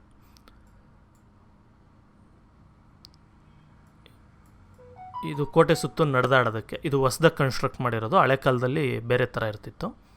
ಇದು ಓಡಾಡೋದಕ್ಕೆ, ಕೋಟೆ ಸುತ್ತು ಗೋಡೆ ಮೇಲೆ ಓಡಾಡೋದಕ್ಕೆ ಜಾಗ ಇದು ಅಷ್ಟೆ. ಈ ಥರ ಎಲ್ಲ ಇದ್ದಿದ್ದರಿಂದ ಇವರು ಅಟ್ಯಾಕ್ ಮಾಡೋದು ತುಂಬ ಕಷ್ಟ ಆಯಿತು. ಇದರಿಂದ ಹೆರಿಡಿಟರಿ ಪ್ರಾಪರ್ಟಿ ಆಯಿತು. ಒಂದು ಸರಿ ರಾಜ ಕೊಟ್ಟ ಅಂದರೆ, ಈ ರಾಜ ಏನಾದರೂ ಸಿಗೋ ಬಿಗೋ ಏಗೋ ಏನಾದರೂ ಜಾಗ ಕೊಟ್ಟ ಅಂದರೆ ವಾಪಸ್ ತೊಗೊಳ್ಳೋದು ತುಂಬ ಕಷ್ಟ ಆಗೋಯಿತು. ಅದಕ್ಕೆ ಮತ್ತೆ ಹೆರಿಡಿಟ್ರಿ ಮಾಡಿದ್ರು. ನಾನು ಹೇಳಿದ್ನಲ್ಲ 8th centuryಯಲ್ಲಿ ಬಂದು ಇದು ಹೆರಿಡಿಟ್ರಿಯಿಂದ ಮತ್ತೆ ಯಾರಾದ್ರು ಸತ್ತೋದ್ರೆ ರಾಜನಿಗೆ ಹೋಗೋ ಥರ, ರಾಜ ಅವ್ರಿಗೆ ಬೇಕಾಗಿರೋರು ಕೊಡೋ ಥರ ಆಯಿತು ಅಂತ. ಅದು ಮತ್ತೆ 9th centuryಯಲ್ಲಿ ಚೇಂಜ್ ಆಗಿಬಿಟ್ಟು ಮತ್ತೆ ರಿವರ್ಸ್ ಆಗುತ್ತೆ. ಯಾಕಂದರೆ ಅಟ್ಯಾಕ್ ಮಾಡಿದ್ರೂ ಏನೂ ಮಾಡೋಕ್ಕಾಗಲ್ಲ ಅನ್ನೋ ಒಂದು ಸಿಚುವೇಷನಿಂದ. In order to protect granted lands from division, the system of primogeniture came into effect. ನೋಡಿ, ಈಗ ಲ್ಯಾಂಡೆಲ್ಲ ಡಿವೈಡ್ ಮಾಡಿ ಕೊಟ್ಟಿದ್ರಲ್ವ. ಈಗ ಫಾರ್ ಎಕ್ಸಾಂಪಲ್ ತೋರಿಸ್ತೀನಿ ನೋಡಿ. ಈಗ ರಾಜ ಏನು ಮಾಡ್ತಾನೆ, ಒಂದಷ್ಟಿಷ್ಟು ಲ್ಯಾಂಡ್ ಡಿವೈಡ್ ಮಾಡ್ತಾನೆ. ಇವನು ಏನು ಮಾಡ್ತಾನೆ, ABCD ಅಂತ ಇರ್ತಾನೆ. ಫಾರ್ ಎಕ್ಸಾಂಪಲ್ C ಏನು ಮಾಡ್ತಾನೆ, ಅವನು ಒಂದಷ್ಟು ಜಾಗನ ಡಿವೈಡ್ ಮಾಡಿ ಕೊಟ್ಟಿರ್ತಾನೆ. ಈ ಥರ ಡಿವೈಡ್ ಮಾಡಿ ಕೊಟ್ಟಾಗ ಇದು ಮತ್ತೆ ಡಿವೈಡ್ ಆಗಬಾರ್ದು. ಇವಾಗ Cಗೆ ಇಷ್ಟು ಜಾಗ ಅಂತ ಬಂದಿರುತ್ತೆ ಇಷ್ಟು. ಇದು Cಗೆ ಒಂದಿಬ್ಬರು ಮಕ್ಕಳಿರ್ತಾರೆ, ಆಗ ಇದು ಅರ್ಧ ಡಿವೈಡ್ ಆಗುತ್ತೆ. C1 C2 ಅಂತ ಆಗುತ್ತೆ. ಮತ್ತು ಇವರು ಇನ್ನೂ ಇಬ್ಬರು ಮಕ್ಕಳಿರ್ತಾರೆ, ಆಗ ಇವನಿಗೆ C4 C3 ಅಂತ ಮತ್ತೆ ಕ್ರಿಯೇಟ್ ಆಗುತ್ತೆ. ಈ ಥರ ಡಿವೈಡ್ ಆಗಬಾರ್ದು ಅಂತ ಏನು ಮಾಡ್ತಾರೆ, ಪ್ರಾಮಿಗ್ನೇಚರ್ ಅಂತ ತರ್ತಾರೆ. ಪ್ರಾಮಿಗ್ನೇಚರ್ ಅಂತ ಹೇಳಿದ್ರೆ ಮೊದಲನೇ ಗಂಡು ಮಗ ಯಾರಿರ್ತಾರೆ ಅವನಿಗೆ ಫುಲ್ ಎಲ್ಲ ಹೋಗುತ್ತೆ. ಫಸ್ಟ್ ಬಾರ್ನ್ ಅಂತ ಏನು ಕರೀತಾರೆ, ಅವ್ರಿಗೆ ಇದೆಲ್ಲ ಜಾಗ. ಈ ಡಿಗೆ ಡಿ ಮಗ, ಮೊದಲನೇ ಮಗ ಯಾರಿರ್ತಾನೆ ದೊಡ್ಡ ಮಗ, ಅವನಿಗೆ ಇದೆಲ್ಲ ಸೇರುತ್ತೆ. ಚಿಕ್ಕ ಮಗಂಗೆ ₹1 ಕೊಡಲ್ಲ. ಓಕೆ, ಈಗೂ ಅಷ್ಟೇ ಎಲ್ಲರಿಗೂ. ರಾಜನ ಕೂಡ ಅದೇ ಥರನೇ. ಈಗ ರಾಜನ ಮಕ್ಕಳು ಅಂತ ಹೇಳಿದ್ರೆ ಎಲ್ಲ ಡಿವೈಡ್ ಮಾಡಿ ಕೊಡಲ್ಲ. ರಾಜ ಇದ್ದ ಅಂದರೆ ಅವನ ಮೊದಲನೇ ಗಂಡು ಮಗನಿಗೆ ಎಲ್ಲ ಹೋಗುತ್ತೆ. ಅದೇ ಥರನೇ ಎಲ್ಲ ಕಡೆ ಪ್ರಾಮಿಗ್ನೇಚರ್ ಅನ್ನೋ ಒಂದು ಸಿಸ್ಟಮ್ಮು ಕ್ರಿಯೇಟ್ ಆಗುತ್ತೆ. Changes further happened within the system and the practice of sub granting the lands continued. ನೋಡಿ ಇದರಲ್ಲಿ ಮತ್ತೆ ಚೇಂಜಸ್ ಎಲ್ಲ ಆಗುತ್ತೆ. ಅದೆಲ್ಲ ಚೇಂಜ್ ಆದಮೇಲೆ ಸಬ್ ಗ್ರಾಂಟಿಂಗ್ ಕೂಡ ಇದಾಗುತ್ತೆ. ಅಂದರೆ ಒಬ್ಬ ರಾಜನ ಹತ್ರ ಏನೋ ಒಂದು ಜಾಗ ತೊಗೊಂಡಿರ್ತಾನೆ ಇವನು, ಇದೆಲ್ಲ ಇವನಿಗೆ ನಡ್ಸೋಕ್ಕಾಗಲ್ಲ. ಆಗ ಏನು ಮಾಡ್ತಾನೆ, ಅವ್ನು ಇನ್ನೊಂದೊಬ್ಬರು ಕೊಡ್ತಾನೆ, ಇನ್ನೊಬ್ಬರು ಕೊಡ್ತಾನೆ, ಈ ಥರ ಕೂಡ ಆಗುತ್ತೆ. This means the feudatory kings who received grants of lands from the kings further granted the lands to their subordinates. ಅದು ಹೇಳಿದ್ನಲ್ಲ, ಕ್ಯಾಪಿಟಲ್ ಅವನು ಸ್ಮಾಲ್ ಎ ಕೊಡ್ತಾನೆ, ಫರ್ದರ್ ಇನ್ನೂ ಸಬ್ ಗ್ರಾಂಟ್ಸ್ ಆಗುತ್ತೆ, ದೊಡ್ಡ ಜಾಗ ಇದ್ದರೆ ಆ ಥರ ಆಗುತ್ತೆ. The bonded farmers were the backbone of the entire economy. ನೋಡಿ ಇದರಲ್ಲಿ ಈ ಎಕಾನಮಿ ಸಿಸ್ಟಮ್ ಯಾವ ಥರ ಇತ್ತು ಅಂತ ಹೇಳಿದ್ರೆ, ಇದೆಲ್ಲ ಕೂಡ ಬಾಂಡೆಡ್ ಫಾರ್ಮರ್ಸಿಂದನೇ ನಡೀತಾ ಇತ್ತು. ಬಾಂಡೆಡ್ ಫಾರ್ಮರ್ಸ್ ಅನ್ನೋದಕ್ಕಿಂತ ಒಂಥರ ಅದು ಯೂಸ್ ಮಾಡ್ಬೋದು, ಬಾಂಡೆಡ್ ಫಾರ್ಮರ್ಸ್ ಹೆಸರು ಯೂಸ್ ಮಾಡ್ಬೋದು. ಇವ್ರನ್ನ ಪೆಸೆಂಟ್ಸ್ ಅಂತ ಕೂಡ ಕರಿತಾ ಇರ್ತಾರೆ. ಅಂದರೆ ಏನು, ಇವ್ರ ಲೈಫ್ ಲಾಂಗ್ ಇಲ್ಲಿ ಕೆಲಸ ಮಾಡ್ತಾ ಇರಬೇಕು. ರಾಜ ಈ ಜಾಗ ಬೇಡ ನೀನು ಹೋಗು ಅಂತ ಹೇಳಿದ್ರೆ ಅವ್ನು ಹೋಗ್ಬಿಡ್ಬೇಕು ಆ ಥರ. ಅಂದರೆ ಅವ್ನಿಗೆ ಏನು ಊಟ ಕೂಡ ಸಿಗಲ್ಲ, ಅಲ್ಲಿಂದ ಈಚೆ ಹೋದರೆ ಇನ್ನೇನು ಸಿಗಲ್ಲ. ಇದರಿಂದ ಏನಾಯಿತು, ಅವನು ಅವ್ರ ಮಕ್ಕಳು ಮೊಮ್ಮಕ್ಕಳು ಇವರೆಲ್ಲರಿಗೂ ಕೂಡ ಕೆಲಸ ಮಾಡಿಕೊಂಡೇ ಇದ್ಬಿಡ್ತಾರೆ ರಾಜನಿಗೋಸ್ಕರ, ಆ type. Nature and forms of feudalism ಅಥವಾ ಓತ್ ಆಫ್ ಲಾಯಲ್ಟಿ ಅಂತ. ನೋಡಿ ಯಾವುದೇ ಒಂದು ಫ್ಯೂಡಲಿಸಮ್ ಇರ್ಬೋದು, ಇಲ್ಲಿ ಒಂದು ಒಪ್ಪಂದ ಥರ ಇತ್ತು, ಅಗ್ರಿಮೆಂಟ್ ಟೈಪಲ್ಲಿ ಇರ್ತಾ ಇತ್ತು. ಅದನ್ನು ಲಾಯಲ್ಟಿ ಅಂತ ಕರಿಬೋದು ಅಥವಾ ಅಗ್ರಿಮೆಂಟ್ ಅಂತ ಕರಿಬೋದು, ಏನಾದರೂ ಆಗಿರ್ಬೋದು. The land held by the vassals was considered a gift given by the ruler. ಈಗ ಏನೇನು ಲ್ಯಾಂಡ್ ಕೊಟ್ಟಿರ್ತಾನೆ ರಾಜ ವ್ಯಾಸಲ್ಸ್ಗೆ ಅಥವಾ ಅವ್ನ ಸಾಮಂತ ರಾಜರಿಗೆ, ಅದೆಲ್ಲ ಒಂಥರ ಗಿಫ್ಟ್ ಥರ ಅರ್ಥ. ಅಂದರೆ ನಿನಗೊಂದು ಗಿಫ್ಟ್ ಕೊಟ್ಟಿದ್ದೀನಿ ಅಂತ. Feudalism consisted of 2 important traditions. ಫ್ಯೂಡಲಿಸಮಲ್ಲಿ 2 ಇಂಪಾರ್ಟೆಂಟ್ ಟ್ರೆಡಿಷನ್ಸ್ ಇರುತ್ತೆ. ಒಂದು ಗಿವ್ ಆ್ಯಂಡ್ ಟೇಕ್ ಅಂತ ನಾನು ಹೇಳಿದ್ನಲ್ಲ, ಆ ಟೈಪಲ್ಲಿ. The first one was investiture. Investiture ಅಂದರೆ under this tradition the lord gave assurances of justice and protection to the vassal well giving the land. ಅಂದರೆ ಏನು, ಇದೊಂದು ಸ್ವಲ್ಪ ಎರೇಸ್ ಮಾಡಿಬಿಟ್ಟು ಮತ್ತೆ ಬರೀತೀನಿ. ನೋಡಿ ಈಗ ಒಂದಿಷ್ಟು ಜಾಗ ಇರುತ್ತೆ ರಾಜನಿಗೆ, ಆ ಜಾಗನ ಇಷ್ಟಿಷ್ಟು ಡಿವೈಡ್ ಮಾಡಿ ಕೊಟ್ಟಿದ್ದಾನೆ ಅಂದ್ಕೊಳ್ಳಿ. ಈ ಪರ್ಸನ್ ಹೇಗೆ ರಾಜ ಕೊಟ್ಟಾಗ ಏನಾಗುತ್ತೆ ಜಾಗ, ಅದ್ರ ಜೊತೆಗೆ ಏನು ಕೊಡ್ತಾನೆ, ಪ್ರೊಟೆಕ್ಷನ್ ಕೂಡ ಕೊಡ್ತಾನೆ. ಅಂದರೆ ನನ್ನ ಹೆಸರಲ್ಲಿ Kings name, in the Kings name ನೀನು ಈ ಜಾಗ ಎಲ್ಲ ರೂಲ್ ಮಾಡು. ನೀನು ಏನೇ ಒಂದು ನಿನಗೆ ಕಷ್ಟ ಆದರೂ, ನಿನಗೇನೇ ಒಂದು ಪ್ರಾಬ್ಲಮ್ ಆದರೂ ಕೂಡ ನಾನು ನಿನಗೆ ಹೆಲ್ಪ್ ಮಾಡ್ತೀನಿ. ಯಾಕೆಂದರೆ ನೀನು ನನ್ನ ಜಾಗನ ನೋಡ್ಕೊಳ್ತಾ ಇದೆಯಾ, ಏನೂ ಆಗದೆ ಇರೋ ಥರ, ಬೇರೆ ರಾಜ ಆಕ್ಯುಪೈ ಮಾಡ್ಕೊಳ್ತಾ ಇರೋ ಥರ ನೋಡ್ತಾ ಇದೆಯಾ, ಅದರಿಂದ ನಿನಗೆ ಆ ಥರ ನಾನು ಹೆಲ್ಪ್ ಮಾಡ್ತೀನಿ ಅಂತ. ಇದು ಒಂದು ಪಾರ್ಟು. ಇನ್ನೊಂದು ಪಾರ್ಟ್ ಬರುತ್ತೆ next. Okay, the second one was homage. ಇನ್ನೊಂದು ಬಂದು ಹೋಮೇಜ್. ಇದು ಆ ಕಡೆಯಿಂದ ಬರೋವಂಥದ್ದು. Handing down of power according to customs. Under this tradition the vassal promised loyalty and service to the feudal lord. ಅಂದರೆ ಏನಿಲ್ಲ ಆಗ್ತಾ ಇದೆ, ನೀವು ನನಗೆ ಸೆಕ್ಯೂರಿಟಿ ಕೊಡ್ತಾ ಇದೆಯಾ, ನನಗೆ ಹೆಲ್ಪ್ ಮಾಡ್ತೀಯಾ, ಎಲ್ಲ ಮಾಡ್ತಾ ಇದೆಯಾ, ನಾನು ಇನ್ ಟರ್ನ್ ನಿನ್ಗೇನು ಮಾಡ್ತಾಯಿದ್ದೀನಿ, ಲಾಯಲ್ಟಿ ಕೊಡ್ತೀನಿ, ನಿನ್ಗೆ ಯಾವಾಗ ಏನು ಬೇಕೋ ಅದು ಹೆಲ್ಪ್ ಮಾಡೋದು ಅವೆಲ್ಲ ಕೂಡ ಮಾಡ್ತೀನಿ ಅಂತ ಹೇಳ್ಬಿಟ್ಟು. There were hierarchies among feudal lords. ನೋಡಿ ಈಗ ಫ್ಯೂಡಲ್ ಲಾರ್ಡ್ಸ್ ಅಂತ ಹೇಳಿದ್ನಲ್ಲ ನಾನು, ಇದು ಎ ಇರ್ತಾನೆ, ಬಿ ಇರ್ತಾನೆ, ಸಿ ಇರ್ತಾನೆ ಅಂತ. ಅದರಲ್ಲೂ ಕೂಡ ಹೈರಾರ್ಕೀಸ್ ಇರುತ್ತೆ. ಇವರೆಲ್ಲ ಕೂಡ ಈಕ್ವಲ್ ಅಲ್ಲ. ಈಗ ರಾಜ ಒಬ್ಬ ಹೈ ಇರ್ತಾನೆ, ಎ ಬಿ ಸಿ ಡಿ ಅಂತ ಈ ಥರ ಎಷ್ಟೊಂದು ಜನ ಇರ್ತಾರೆ. ಇವರೆಲ್ಲ ಕೂಡ ಈಕ್ವಲ್ ಅಲ್ಲ. ಇದರಲ್ಲೂ ಕೂಡ ಬ್ಯಾರನ್ಸಿಂದ ಹಿಡಿದು ನಿಮಗೆ ಡಚೀಸ್ ಅಥವಾ ಡ್ಯೂಕ್ಸ್ವರೆಗೂ ಕೂಡ ಬರುತ್ತೆ. ನೆಕ್ಸ್ಟ್ ಬರುತ್ತೆ, ಅದು ಕೂಡ ಒಂದು ಡೌನ್ಲೋಡ್ ಮಾಡಿ ಇಟ್ಟಿದ್ದೀನಿ, ರೆಡಿ ಮಾಡಿ ಹೇಳ್ತೀನಿ. The important among them were dukes, earls, barons, knights etcetera. ನೋಡಿ ಇದರಲ್ಲೂ ಕೂಡ ಒಬ್ಬೊಬ್ರಿಗೆ ಒಂದೊಂದು ಹೆಸರು ಕರಿತಾಯಿದ್ರು. ಫಾರ್ ಎಕ್ಸಾಂಪಲ್ ಈಗ ಇದಿತ್ತು ಅಂದ್ಕೊಳ್ಳಿ, ಇದನ್ನು ಡಚ್ಚಿ ಅಂತ ಕರಿತಾ ಇದ್ರು ಅಂದರೆ ಈ ಜಾಗಕ್ಕೆ, ಅದಕ್ಕೆ ಡ್ಯೂಕ್ ಅನ್ನೋನು ಹೆಡ್ ಆಗಿರ್ತಾನೆ. ಇವನು ಆಲ್ಮೋಸ್ಟ್ ಆಲ್ ಒಂದು ರಾಜನಿಗೆ ಡಿಸ್ಟೆಂಟ್ ರಿಲೇಟಿವ್ ಟೈಪಲ್ಲಿ ಆ ಥರ ಇರ್ತಾನೆ. ನಾನೊಂದು ಪಿಕ್ಚರ್ ತೋರಿಸ್ತೀನಿ ನಿಮಿಷ ನೋಡಿ. ಮೊದಲು ಕಿಂಗ್ ಇರ್ತಾನೆ. ಅಂದರೆ ಕಿಂಗ್ ಅಂದರೆ ಇದೆಲ್ಲ ಬಂದು ಜಾಗದಲ್ಲ. ಅಂದರೆ ರಾಜ ಬಂದು ಡ್ಯೂಕ್ ಕೊಡ್ತಾನೆ, ಡ್ಯೂಕ್ ಬಂದು ಹರ್ಲಿಗೆ ಕೊಡ್ತಾನೆ, ಹರ್ಲ್ ಬಂದು ಮಾರ್ಕಿಗೆ ಕೊಡ್ತಾನೆ, ಈ ಥರ ಅಲ್ಲ ಅದು. ಓಕೆ, ಇದು ಸೋಷಿಯಲ್ ಹೈರಾರ್ಕಿ ಅಷ್ಟೇ. ಮೇಯ್ನಾಗಿ ರಾಜ ಇರ್ತಾನೆ. ರಾಜನ ಅಂಡರಲ್ಲಿ ಡ್ಯೂಕ್ಸ್ ಬರ್ತಾರೆ.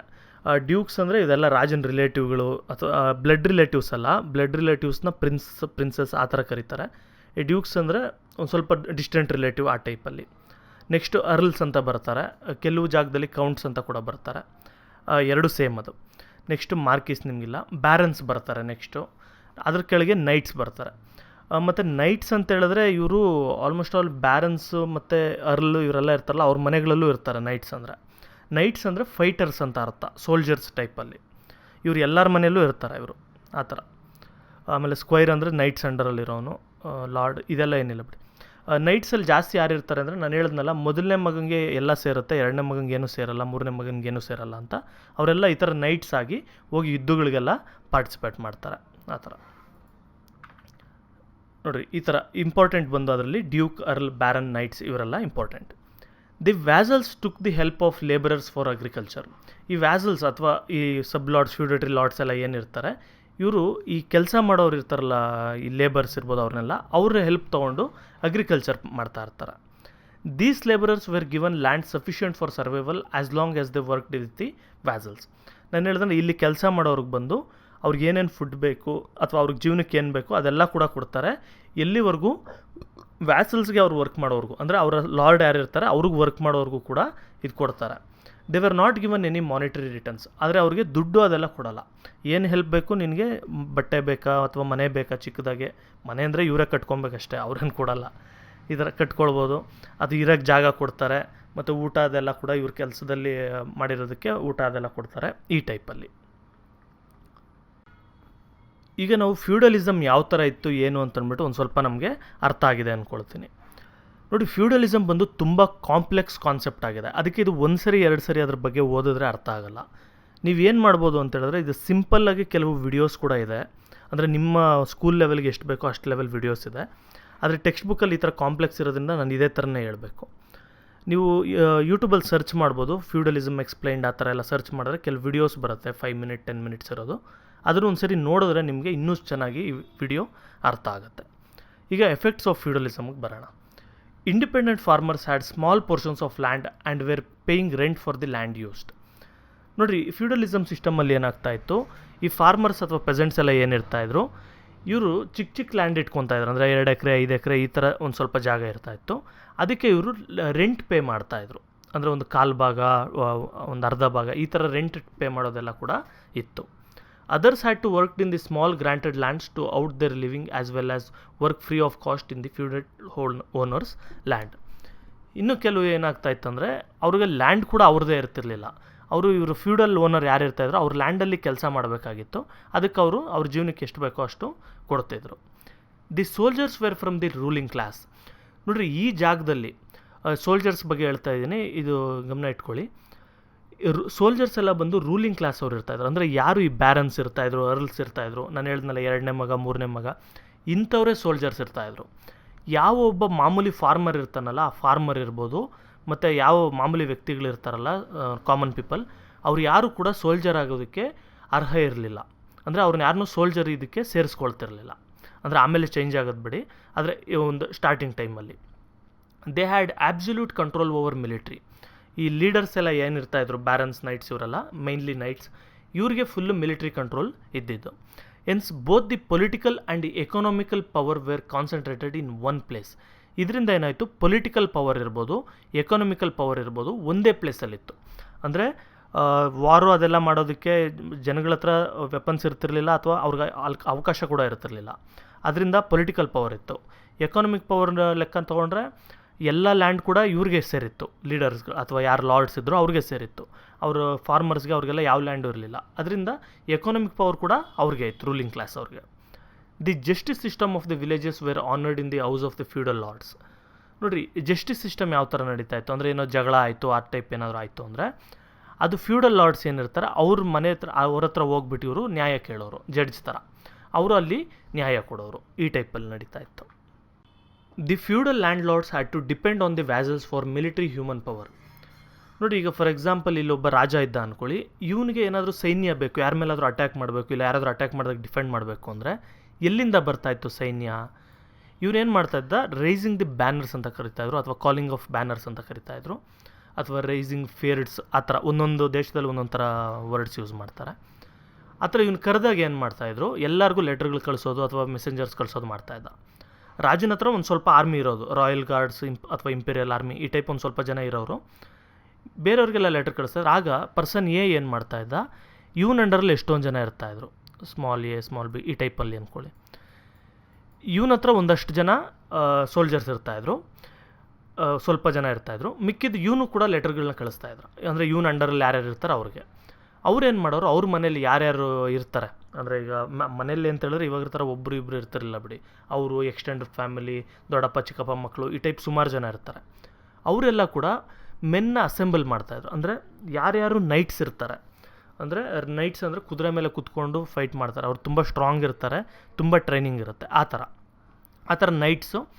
ಮತ್ತು ಕೆಲವು ಜನ ಮಾಮೂಲಿ, ನೋಡಿ ಇದು ಒಂದು ಟೈಮಲ್ಲಿ ನೈಟ್ಸ್ ಮಾತ್ರ ಇರ್ತಾಯಿದ್ರು ಫೈಟಿಂಗ್ ಕ್ಲಾಸು, ಆಮೇಲೆ ಬಂದು ಮಾಮೂಲಿ ಜನನೂ ಫೈಟ್ ಮಾಡೋದಕ್ಕೆ ಶುರು ಮಾಡಿದ್ರು. ಬ್ರಿಟಿಷವ್ರು ಶುರು ಮಾಡಿದ್ದು ಅಂದ್ಕೊಬೋದು, ಐಡಿಯಾ ಇಲ್ಲ, ಆದರೆ ಆ ಥರ. ನೆಕ್ಸ್ಟ್ ಏನು ಮಾಡಿದ್ರೆ ಇವರೆಲ್ಲ ಕೂಡ ಒಂದು 10 ಜನನ ಅಸೆಂಬಲ್ ಮಾಡ್ಕೊಳ್ತಾರೆ. 10 ಜನ ಎಲ್ಲ ಸೇರಿಬಿಟ್ಟು ಇವನ ಹತ್ರ ಬರ್ತಾರೆ. ಇವನ ಹತ್ರ ಒಂದು 100 ಜನ 1000 ಜನ ಈ ಥರ ಅವ್ನ ಜಾಗ ಎಷ್ಟಿರುತ್ತೋ ಅಷ್ಟಾಗುತ್ತೆ. ಇವನೇನು ಮಾಡ್ತಾನೆ, ಇವನ ಹತ್ರ 1000 ಹಾಕ್ತಾರೆ, ಇವನ ಹತ್ರ 500 ಹಾಕ್ತಾರೆ, ಇವನ ಹತ್ರ 300 ಹಾಕ್ತಾರೆ. ಅವ್ರಿಗೆ ಎಷ್ಟು ಜಾಗ ಕೊಟ್ಟಿರ್ತಾರೆ ಆ ಥರ ರಾಜ ಫಿಕ್ಸ್ ಮಾಡಿರ್ತಾನೆ, ಇಷ್ಟು ಜನನ ಕಳಿಸ್ಬೇಕು ನೀವು ಅಂತ. ಇಷ್ಟು ಜನನ ಸೇರಿಸಿ ರಾಜ ಕರ್ಕೊಳ್ತಾನೆ. ಆಗ ಇವು 300, 500, 1000 ಈ ಥರ ಎಲ್ಲ ಸೇರಿಬಿಟ್ಟು 1800 ಜನನೋ ಅಥವಾ ಅವ್ನಿಗೆ 5000 ಜನ, 7000 ಜನ, 15000 ಜನ ಈ ಥರ ಅವ್ನ ಜಾಗ ಎಷ್ಟಿರುತ್ತೋ ಅಷ್ಟು ಜನ ಹೋಗಿ ಅವನಿಗೆ ಜಾಯ್ನ್ ಆಗ್ತಾರೆ. ಮತ್ತು ರಾಜಂದು ಸ್ವಲ್ಪ ಇಂಪೀರಿಯಲ್ ಆರ್ಮಿ ಅವೆಲ್ಲ ಇರುತ್ತೆ. ಇದನ್ನು ತೊಗೊಂಡೋಗಿ ಅವನು ವಾರ್ ಮಾಡೋದು ಇದೆಲ್ಲ ಕೂಡ ಮಾಡ್ತಾ ಇರ್ತಾನೆ.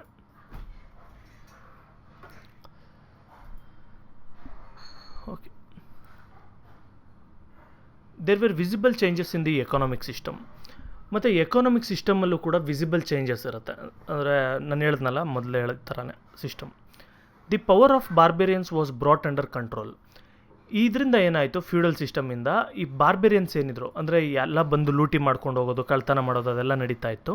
ಅದೆಲ್ಲ ಆಲ್ಮೋಸ್ಟ್ ಆಲ್ ಒಂದು ಸ್ವಲ್ಪ ವರ್ಷಗಳಾದಮೇಲೆ, ಅಂದರೆ ಇಮಿಡಿಯೇಟ್ಲಿ ಕಮ್ಮಿ ಆಗಲಿಲ್ಲ, ಸ್ವಲ್ಪ ವರ್ಷಗಳಾದಮೇಲೆ ಕಮ್ಮಿ ಆಯಿತು.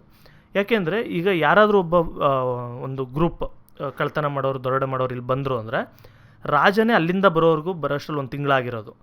ಅದು ಆವಾಗ ರಾಜನೇ ಬರಬೇಕು ಅಂತೇನಿಲ್ಲ. ಇಲ್ಲಿದ್ದಂಥ ಲಾರ್ಡು ಅಥವಾ ಸಬ್ ಲಾರ್ಡು, ಚಿಕ್ಕ ಪುಟ್ಟ ಜನ ಬಂದರೆ ಈ ಸಬ್ ಲಾರ್ಡ್ ಏನಿರ್ತಾನೆ ಅವನೇ ಹೋಗಿ ಡಿಫೆಂಡ್ ಮಾಡ್ಕೊಳ್ಳೋನು. ಜಾಸ್ತಿ ಜನ ಬಂದರೆ ಇವರೆಲ್ಲ ಸೇರಿ ಡಿಫೆಂಡ್ ಮಾಡೋರು. ಇನ್ನೂ ಜಾಸ್ತಿ ಜನನೇ ಬಂದರು ಅಂದರೆ ಆಗ ರಾಜ ಇವರೆಲ್ಲರನ್ನೂ ಸೇರಿಸ್ಕೊಂಡು ಫೈಟ್ ಮಾಡೋರು. ಇದರಿಂದ ಒಂದು ಸ್ವಲ್ಪ ಸೆಕ್ಯೂರಿಟಿ ಕೂಡ ಇನ್ಕ್ರೀಸ್ ಆಗುತ್ತೆ. The human beings realise their rights and duties under this system. Human ಬೀಯಿಂಗ್ಸ್ಗೆ ಏನು ಅರ್ಥ ಆಯಿತು, ನನ್ನ ರೈಟ್ಸ್ ಏನು, ನನ್ನ ಡ್ಯೂಟೀಸ್ ಏನು, ಅಂದರೆ ನನಗೆ ಏನೇನು ಸಿಗಬೇಕು, ನಾನು ಬೇರೆಯವ್ರಿಗೆ ಏನೇನು ಕೊಡಬೇಕು ಅಂತ ಈಸಿಯಾಗಿ ಅರ್ಥ ಆಯಿತು. ನಾನು ಲಾರ್ಡ್ ಆದರೆ ಏನು ಮಾಡಬೇಕು, ನಾನು ರಾಜ ಆದರೆ ಏನು ಮಾಡಬೇಕು ಅಂತ. Apart from this, the system encouraged creative output in literature in England, France and Germany. ಇದರಿಂದ ಮತ್ತೆ ಏನಾಯಿತು, ಕೆಲಸ ಎಲ್ಲ ಕೂಡ ಈ ಪೆಸೆಂಟ್ಸ್ ಮಾಡ್ತಾ ಇದ್ರಿಂದ ಅಥವಾ ಫಾರ್ಮರ್ಸ್ ಮಾಡ್ತಾ ಇದ್ದಿದ್ದರಿಂದ ಈ ಅರಿಸ್ಟೋಕ್ರಾಟ್ ಕ್ಲಾಸ್ ಏನಿದೆ ಅಥವಾ ಸ್ವಲ್ಪ ರಿಚ್ ಪೀಪಲ್ ಏನಿದ್ದಾರೆ ಇವ್ರಿಗೆ ಫ್ರೀ ಟೈಮ್ ಸಿಕ್ತು.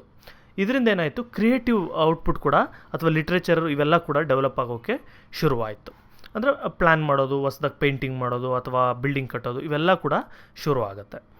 With this noble men, woman and weaker people become the protectors of Christianity. ಇದರಿಂದ ಈ noble men, woman, weaker people ಇವರೆಲ್ಲ ಏನಿದ್ರು ಇವರೆಲ್ಲ ಕೂಡ ಕ್ರಿಶ್ಚಿಯಾನಿಟಿನ ಪ್ರೊಟೆಕ್ಟ್ ಮಾಡೋ ಥರ ಆಯಿತು. Feudalism slowly nourish the emergence of cities. ನೋಡಿ, ಫ್ಯೂಡಲಿಸಮಿಂದ ಏನಾಯಿತು, ಸಿಟಿಗಳು ಕೂಡ ಡೆವಲಪ್ ಆಗೋಕ್ಕೆ ಶುರುವಾಯಿತು. ಅಂದರೆ ಏನಾಯಿತು, ಇವಾಗ ಫಾರ್ ಎಕ್ಸಾಂಪಲ್ ಇವಾಗ ರಾಜ ಒಂದು ಸಿಟಿಯಲ್ಲಿ ಇರ್ತಾನೆ ಅಂದ್ಕೊಳ್ಳಿ, ಒಂದು ಜಾಗದಲ್ಲಿ ಇರ್ತಾನೆ. ಇವರೆಲ್ಲ ಕೂಡ ಯಾವಾಗೂ ಟ್ರಾವೆಲ್ ಮಾಡೋದ್ರಿಂದ ರಾಜನ ಹತ್ರ ಹೋಗೋದು ಬರೋದು ಈ ಥರ ಆಯಿತು ಅಂದ್ರೆ ಯಾರೋ ಒಬ್ರು ಹೋಗ್ಬಿಟ್ಟು ರಾಜ ಇರೋಂಥ ಜಾಗದಲ್ಲಿ ಅಲ್ಲೊಂದು ಅಂಗಡಿ ಓಪನ್ ಮಾಡ್ತಾರೆ. ಆವಾಗ ಎಲ್ಲ ಕೂಡ ಬರ್ತಾರೆ, ಏನಾದ್ರು ಪರ್ಚೇಸ್ ಮಾಡ್ತಾರೆ ಅಂತ. ಈ ಟೈಪಲ್ಲಿ ಸಿಟಿಗಳು ಕೂಡ ಅಲ್ಲಲ್ಲಿ ಬೆಳೆಯೋಕ್ಕೆ ಶುರುವಾಯಿತು. They became the centre of trade and artefacts. ಆಮೇಲೆ ಬರ್ತಾ ಏನೇನು ಟ್ರೇಡ್ ಬಿಸ್ನೆಸ್ಸು ಅದೆಲ್ಲ ಆಯಿತು, ಅದೆಲ್ಲ ಕೂಡ ಸಿಟಿಗಳಲ್ಲಿ ಆಗೋಕ್ಕೆ ಶುರುವಾಗುತ್ತೆ. New business associations came into existence. Guilds ಅಂತ ಕರಿತೀವಿ, ಅಂದರೆ ಗ್ರೂಪ್ಗಳು. ಈಗ ಒಂದು ಫಾರ್ಮರ್ಸ್ ಎಲ್ಲ ಇರ್ತಾರೆ, ಇವರೆಲ್ಲ ಯುನೈಟ್ ಆಗಿ ಒಂದು ಅಸೋಸಿಯೇಷನ್ ಆಗೋದು, ಅಥವಾ ಗೋಲ್ಡ್ ಮಾರೋರೆಲ್ಲ ಇರ್ತಾರೆ, ಇವರೆಲ್ಲ ಯುನೈಟ್ ಆಗಿಬಿಟ್ಟು ಒಂದು ಅಸೋಸಿಯೇಷನ್ ಆಗೋದು, ಈ ಟೈಪೆಲ್ಲ ಕೂಡ ಕ್ರಿಯೇಟ್ ಆಗುತ್ತೆ. By 14th century numerous poor farmers were pushed away from the agriculture. ನೋಡಿ, 14th century ಅಷ್ಟರಲ್ಲಿ ಯಾರ್ಯಾರು ಫಾರ್ಮರ್ಸ್ ಇರ್ತಾರೆ ಅವರೆಲ್ಲ ಅಗ್ರಿಕಲ್ಚರಿಂದ ದೂರ ಬಂದು ಬೇರೆ ಬೇರೆ ಬಿಸ್ನೆಸ್ಗಳು ಮಾಡೋದು, ಬೇರೆ ಬೇರೆ ಟ್ರೇಡಿಂಗಲ್ಲಿ ಇನ್ವಾಲ್ವ್ ಆಗೋದು ಕೂಡ ಜಾಸ್ತಿಯಾಗಿ ಬೆಳೆದಿರುತ್ತೆ. As a result of all this, a system of prominent ruling classes emerged. ನೋಡಿ, ಇದೆಲ್ಲದರಿಂದ ಏನಾಯಿತು, ಒಂದು ರೂಲಿಂಗ್ ಕ್ಲಾಸ್ ಎಮರ್ಜ್ ಆಗುತ್ತೆ. ಅಂದರೆ ರಾಜ, ಎಂಪರರ್ ಈ ಟೈಪಲ್ಲೆಲ್ಲ ಕ್ರಿಯೇಟ್ ಆಗುತ್ತೆ. Clashes took place among ruling classes, feudal lords and vassals. ನೋಡಿ, ಇದು ಆಮೇಲೆ ಬರ್ತಾ ನೋಡಿ ಎಲ್ಲ ಸಿಸ್ಟಮಲ್ಲೂ ಅಷ್ಟೇ ಅದೇ ಥರ ಆಗೋದು. ಸ್ಟಾರ್ಟಿಂಗ್ ಚೆನ್ನಾಗಿರುತ್ತೆ, ಆಮೇಲೆ ಈ ಥರ ಆಗುತ್ತೆ. ಇಲ್ಲೇನಾಗುತ್ತೆ, ಒಬ್ಬ ರಾಜ ಇನ್ನೊಬ್ಬ ರಾಜನ ಜೊತೆ ಫೈಟ್ ಮಾಡೋದು, ಮತ್ತು ಬಿ ಹೋಗಿ ಸಿ ಜೊತೆ ಫೈಟ್ ಮಾಡೋದು, ಸಿ ಹೋಗಿ ಎ ಜೊತೆ ಫೈಟ್ ಮಾಡೋದು, ಈ ಥರ ಎಲ್ಲ ಕೂಡ ಶುರು ಆಗೋಗುತ್ತೆ. Due to this problem the agreements of feudalism broke down. ಇದರಿಂದ ಏನಾಯಿತು, ಇವಾಗ ಫಾರ್ ಎಕ್ಸಾಂಪಲ್ ರಾಜನ ಹತ್ರ ಇವರಿಬ್ಬರು ಅಗ್ರಿಮೆಂಟ್ ಮಾಡ್ಕೊಂಡಿರ್ತಾರೆ ಏನಂತ, ನೀವು ನಮ್ಗೆ ಹೆಲ್ಪಿಗೆ ಬರಬೇಕು ಅಂತ. ಈಗ ಇವರಿಬ್ಬರು ಕಿತ್ತಾಡ್ತಾ ಇದ್ದಾರೆ ಅಂದರೆ ಯಾರಿಗೋಗಿ ಹೆಲ್ಪ್ ಮಾಡ್ತಾನೆ ರಾಜ? ಈ ಥರ ಎಲ್ಲ ಆಗಿಬಿಟ್ಟು ರಾಜನ ಮಾತು ನಾವೇನಕ್ಕೆ ಕೇಳಬೇಕು ಅಂತ ಹೇಳ್ಬಿಟ್ಟು ಇವ್ರು ಸಪ್ರೇಟ್, ನಾನು ಆಗಲೇ ತೋರಿಸಿದ್ನಲ್ಲ ಕೋಟೆ, ಆ ಥರ ಕಟ್ಕೊಂಡು ಸುತ್ತು ಯಾರೋ ಅವ್ನು ರಾಜನ ಇವನ್ನ ಲಾರ್ಡ್ನ ಅಟ್ಯಾಕ್ ಮಾಡಿದಿರೋ ಥರ ನೋಡಿಕೊಂಡು ಅವ್ನ ಪಾಡ್ಗೆ ಅವ್ನು ಇದ್ಬಿಡ್ತಾನೆ. ಈ ಥರ ಎಲ್ಲ ಶುರು ಆಗೋಗುತ್ತೆ. In some cases feudal lords competed against the ruler themselves. ಕೆಲವು ಸರಿ ಏನಾಗ್ಬಿಡುತ್ತೆ, ಫ್ಯೂಡಲ್ ಲಾರ್ಡ್ಸ್ ಯಾರಿರ್ತಾರೆ, ಇವಾಗ ಫಾರ್ ಎಕ್ಸಾಂಪಲ್ ವ್ಯಕ್ತಿ ಇದ್ದ ಅಂದ್ಕೊಳ್ಳಿ, ತುಂಬ ಸ್ಟ್ರಾಂಗ್ ಇದ್ದ ಅಂದರೆ ಇವನೇ ರಾಜನ ಇಳಿಸ್ಬಿಟ್ಟು ಇವನೇ ರಾಜ ಆಗೋದಕ್ಕೆ ಕೂಡ ಶುರು ಮಾಡ್ದ. ಅಂದರೆ ಇವನೇ ರಾಜ ಆಗೋಕ್ಕೆ ಟ್ರೈ ಮಾಡಲ್ಲ, ಯಾಕಂದರೆ ಅದು ಬ್ಲಡ್ ಲೈನ್ ಅವೆಲ್ಲ ಬರುತ್ತೆ. ಆದರೆ ರಾಜನ ಏನು ಕೇರ್ ಮಾಡ್ತಿದ್ದಂಗೆ ಇವನೇ ತುಂಬ ಪವರ್ಫುಲ್ ಆಗೋಕ್ಕೆ ಕೂಡ ಶುರು ಆಗೋಗುತ್ತೆ. Many became traitors to their own countries and became threat to their own regional unity. ಎಷ್ಟೊಂದು ಜನ ಅವ್ರ ದೇಶಗಳಿಗೆ ಅವರೇ ಟ್ರೈಟರ್ಸ್ ಆಗ್ತಾರೆ. ಅಂದರೆ ಅವ್ರಿಗೆ ಲಾಭ ಬಂದರೆ ಸಾಕು, ಏನು ಯೂನಿಟಿ ಬೇಡ, ಏನು ಬೇಡ ಅಂತೇಳಿ ಶುರು ಆಗೋಗುತ್ತೆ. Judicial system also suffered from lack of uniformity. Judicial system ಕೂಡ ತುಂಬ ಪ್ರಾಬ್ಲಮ್ ಇರುತ್ತೆ. ಅಂದರೆ ಒಬ್ಬ ಲಾರ್ಡ್ ಒಂದೊಂದು ಥರ ಅವ್ನಿಗೆ ಬೇಕಾದಾಗೆ ರೂಲ್ ಮಾಡೋದಕ್ಕೆ ಶುರು ಮಾಡ್ತಾನೆ. ಅಂದರೆ ಈ ಥರ ಬಂದರೆ ಇವ್ನಿಗೆ ಬೇಕಾದವ್ರಿಗೆ ಇವ್ನು ನ್ಯಾಯ ಕೊಡೋದು, ಈ ಟೈಪೆಲ್ಲ ಆಗೋಗುತ್ತೆ. More over clashes took place between church and the state. ಮತ್ತು ಈ ಟೈಮಲ್ಲಿ ಇನ್ನೊಂದೇನಾಗಿರುತ್ತೆ ಅಂದರೆ, ಈ ಚರ್ಚ್ಗಳಿತ್ತು ಅಂತ ನಾನು ಹೇಳಿದ್ನಲ್ಲ, ಆ ಚರ್ಚ್ಗಳು ಕೂಡ ತುಂಬ ಪವರ್ಫುಲ್ ಆಗಿಬಿಟ್ಟಿರುತ್ತೆ. ಅಂದರೆ ಏನು, ಚರ್ಚವರು ಈಗ ಯಾರಾದರೂ ಒಬ್ಬ ಮಕ್ಕಳಿಲ್ಲದೆ ಇರೋನೇನಾದ್ರು ಸತ್ತೋದ್ರೆ ಏನು ಮಾಡ್ತಾನೆ, ಅವ್ನು ಲ್ಯಾಂಡೆಲ್ಲ ಕೂಡ ಚರ್ಚಿಗೆ ಬರೆದು ಕೊಟ್ಬಿಡೋದು. ಈಗ ಇಲ್ಲೂ ಕೂಡ ದೇವಸ್ಥಾನಕ್ಕೆ ಬರ್ಕೊಡೋದೆಲ್ಲ ಮಾಡ್ತಾರಲ್ಲ, ಆ ಟೈಪಲ್ಲಿ ಅಲ್ಲೂ ಕೂಡ ಎಷ್ಟೊಂದು ಜನ ಚರ್ಚಿಗೆ ಬರೆದು ಕೊಟ್ಬಿಡೋದಾಗುತ್ತೆ. ಅವರು ಈ ಥರ ತೊಗೊಂಡು ಲ್ಯಾಂಡ್ ಕೂಡ ಅವ್ರ ಹತ್ರ ತುಂಬ ಜಾಸ್ತಿ ಆಗಿರುತ್ತೆ. ಇದರಿಂದ ಚರ್ಚು ತುಂಬ ಪವರ್ಫುಲ್ ಆಗಿಬಿಡಿರುತ್ತೆ ಆ ಟೈಮಲ್ಲಿ. The decline of feudalism. ಈಗ ಫ್ಯೂಡಲಿಸಮ್ ಈ ಥರ ಸಿಸ್ಟಮ್ ಇತ್ತಲ್ಲ ನೋಡಿ, ನಿಮ್ಗೆ ಗೊತ್ತಾಯಿತು, ಮೊದಲು ಫುಲ್ಲು ರೋಮನ್ ಎಂಪೈರ್ದೆಲ್ಲ ಹಾಳಾದಮೇಲೆ ಫ್ಯೂಡಲಿಸಮ್ ಶುರುವಾಯಿತು. ಶುರುವಾದಾಗ ತುಂಬ ಕಷ್ಟ ಆಯಿತು, ತುಂಬ ಸರಿ ಇರಲಿಲ್ಲ. ಆಮೇಲೆ ಕರೆಕ್ಟ್ ಆಯಿತು. ಆಮೇಲೆ ಬರ್ತಾ ಮತ್ತೆ ಹಾಳಾಗೋಕ್ಕೆ ಶುರುವಾಯಿತು. ಈಗ ಡಿಕ್ಲೈನ್ ಆಗೋಕ್ಕೆ ಶುರುವಾಯಿತು. ಅಂದರೆ ಡಿಸ್ಮೆಂಬರ್ಮೆಂಟ್, ಅಂದರೆ ಫುಲ್ಲು ಡಿಕ್ಲೈನ್ ಆಗೋದಕ್ಕೆ.